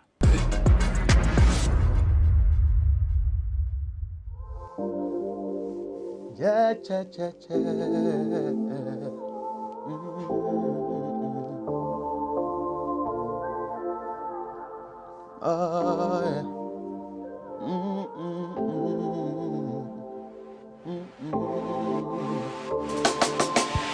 Big shouts to your mama, then your papa, them. I thank God say them born you for me. I thank God say them keep you for me. I thank God say them raise you well. Big shouts to all of your exes. I thank God say them leave you for me. I thank God say them break your heart. I thank God say them damn you girl. It no be every day when man they see the thing way. It get the value even as it they in hand so. I no be young if I see the kind of girl way. I like I no go fit to waste my time. Oh. What be the action? What be the move? Turn on your Bluetooth, make with the groove. Girl, say what's up? Give me attention. I know the form love, but I want to spoil ya. What be the action? What be the mood? Turn on your Bluetooth, make with the groove. Girl, say what's up? Give me attention, give me your love. Hey, you be my African goddess. Hey. Me oh my goodness. I want to chop you like fun nice and I didn't crown a sunny day for Ghana. Yeah, you be my African goddess. Hey, me oh my goodness. I want to chop you like fun nice and I didn't crown a sunny day for Ghana. Yeah. Girl, you got my heart on lockdown. The kind of quarantine I they look for. Now you they make my heart feel the ginger. And I feel like I'm a telling ninja. Kinoni now, I no go take you play. My power for each and every day. Your bills on me, no worries I go pay. I want make you slay, my African queen with a good body. No be just the body, you are smart and funny. And I cannot deny these feelings. Deny these feelings. What be the action? What be the move? Turn on your Bluetooth. Make with the groove. Girl, say what's up? Give me attention. I'm going in. I know the form love, but I want to spoil ya. What be the action? Hey. What be the mood? Hey. Turn on your Bluetooth. Make with the groove. Hey. Girl, say what's up? Give me attention. Give me your love. Hey, you be my African goddess. Hey, me oh my goodness. I want to chop you like fun nice and I didn't crown a sunny day for Ghana. Yeah, you be my African goddess. Hey, me oh my goodness. Okay. I want to chop you like fun nice Let me and try I this didn't one. crown a sunny day for Ghana. Okay. Yeah. Emanya na neso oba ho ye na me na mini ma hu won tina message na so wo mo kwa mo me ne wa na bet no bido ma fa won tuma be bo media na ne ye mo bera tell me feel it Ghana your blue feel it no Anyway, and so that's Bakadabi doing this song for us on eForum. Don't mind me, this one I just tried to do something. I don't even know where the words came from. That's a beautiful piece. Bakadabi. It's been a long time. When was the last time we met? Probably sometime last year, or late 2 years ago, maybe. Yeah. Around that time, you were working on your EP? Yeah, at the time I had the Busanga Niabrantia EP out already, which had Magajia on it. Yeah.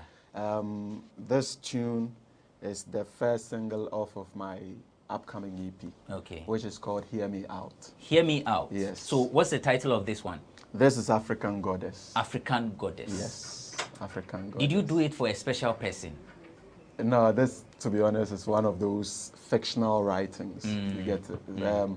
I think as an artist, there are some of the songs you write from a true place, because maybe you have experienced something and you write about it. Or maybe people around you are experiencing things and you write about it. And then there is the fictional side too, where it's not really a true story, but you are just being creative as an artist. This happens to be one of them. Yeah, and I love it.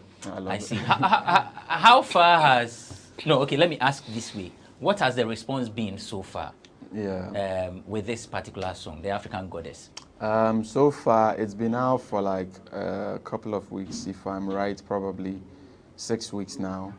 And on Spotify, we have like 20,000 plus streams and counting. And so it's actually moving pretty well. And basically, in terms of numbers, this song is doing better than my previous projects.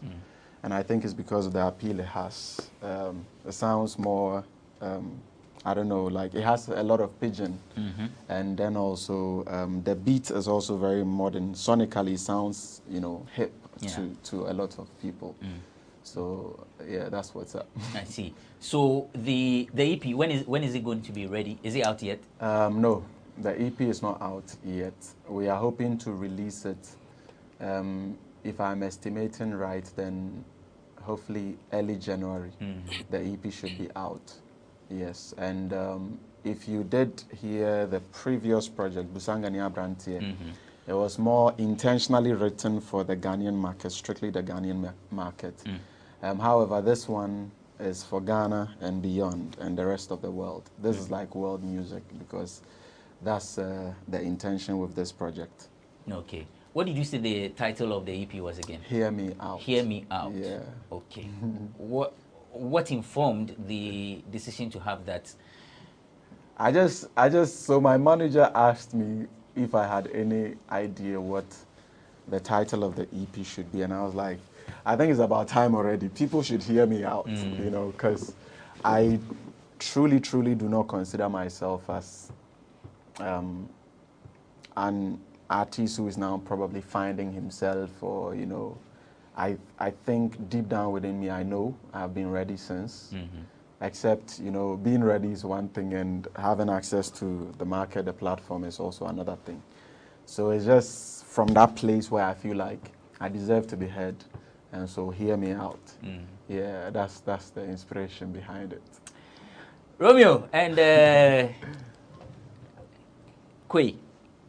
Okay, so Romeo is an event organizer, and he is also an artist manager and talent coach. Madina Social Welfare Assemblyman. Oh yeah, last time you called, baby. I don't know whether I've told you. We went there, and then the guy, apparently he had been watching our shows. He says, there's this guy who comes on your show. So when he described you, I said, okay. Then I showed him your video. He said, yeah. Then he asked, who is he? Then I said, event organizers, okay. Artist managers, okay. Then, you know, I didn't want to mention that you are. When I say, he sounds like a politician. Romeo, thanks for joining us. And Kwei, Mercury Kwei, no, some are all confusing me. David Kwei is an event coordinator with Mercury Republic. So that's Bakadabri. Hear Me Out. That's the EP, which is yet to be released. But so far, what you have heard, what's your impression about his artistry? I think when I entered the building, I heard the beat and I heard someone riding on it. I was nodding. You know, any good beat will move you. Yeah.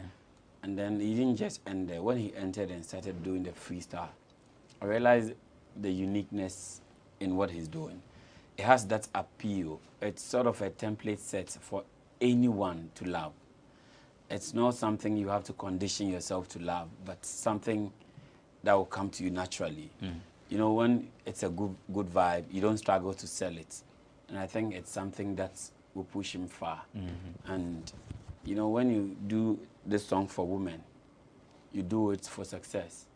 Reason being that when the women love you, everyone will love your music. But I think what he should do is, his views are not too encouraging. Maybe he can adopt, and he's good also on the acoustic.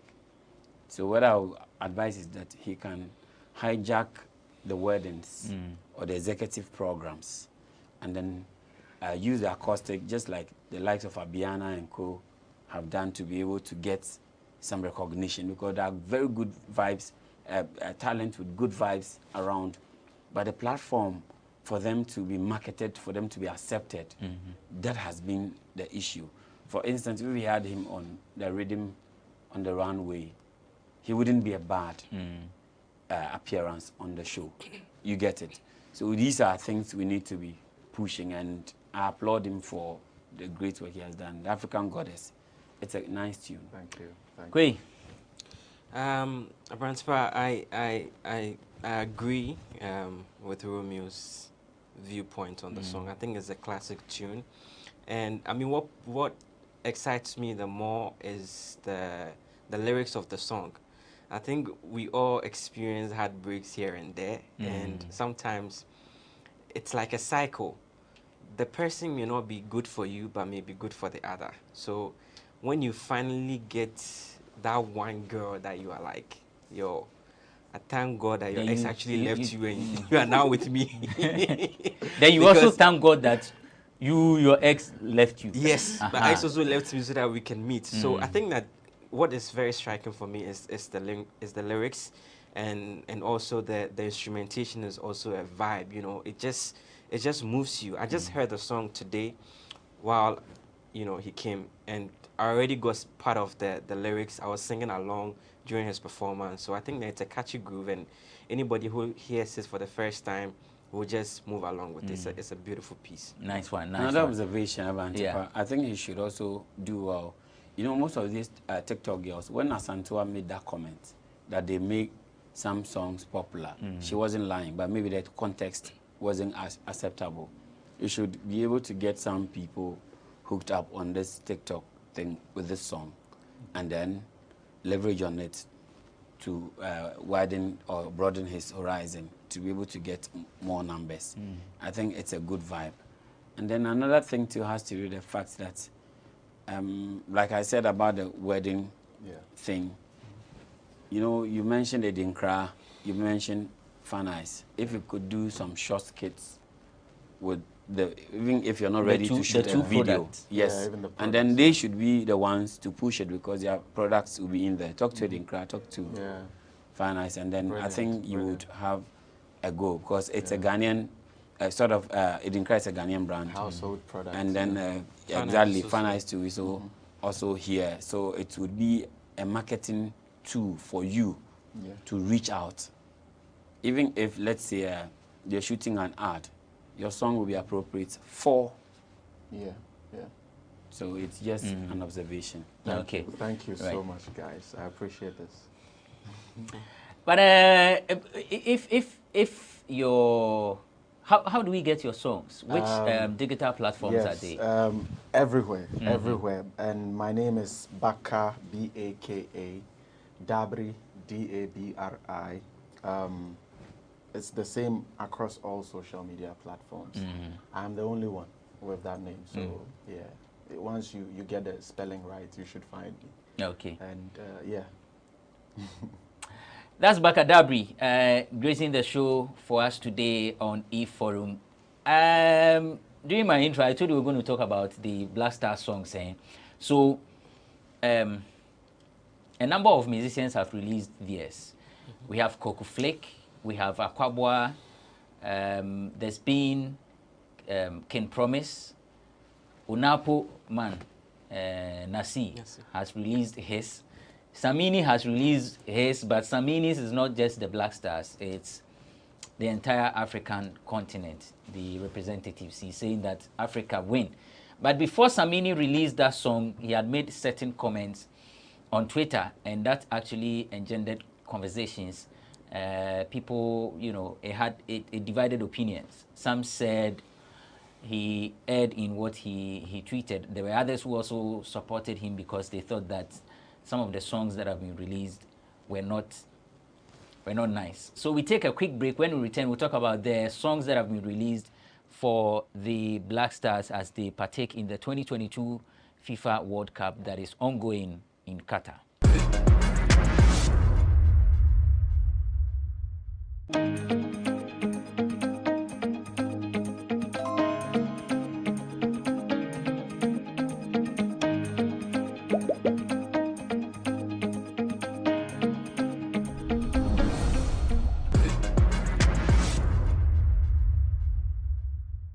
Welcome back. You're still watching eForum on GhanaWeb TV. My name is Abrantipa. I'm doing this with Ambassador Romeo, David Quay, and Bakadabri is still sitting in for the discussion on the songs, the World Cup songs. So you've heard quite a number of the songs. Before Samini released his, he actually made a tweet and said, the new Black Star songs, though, do we have to learn it before the World Cup? Whoever chose it probably wrote it too. Hey, track nenye desano.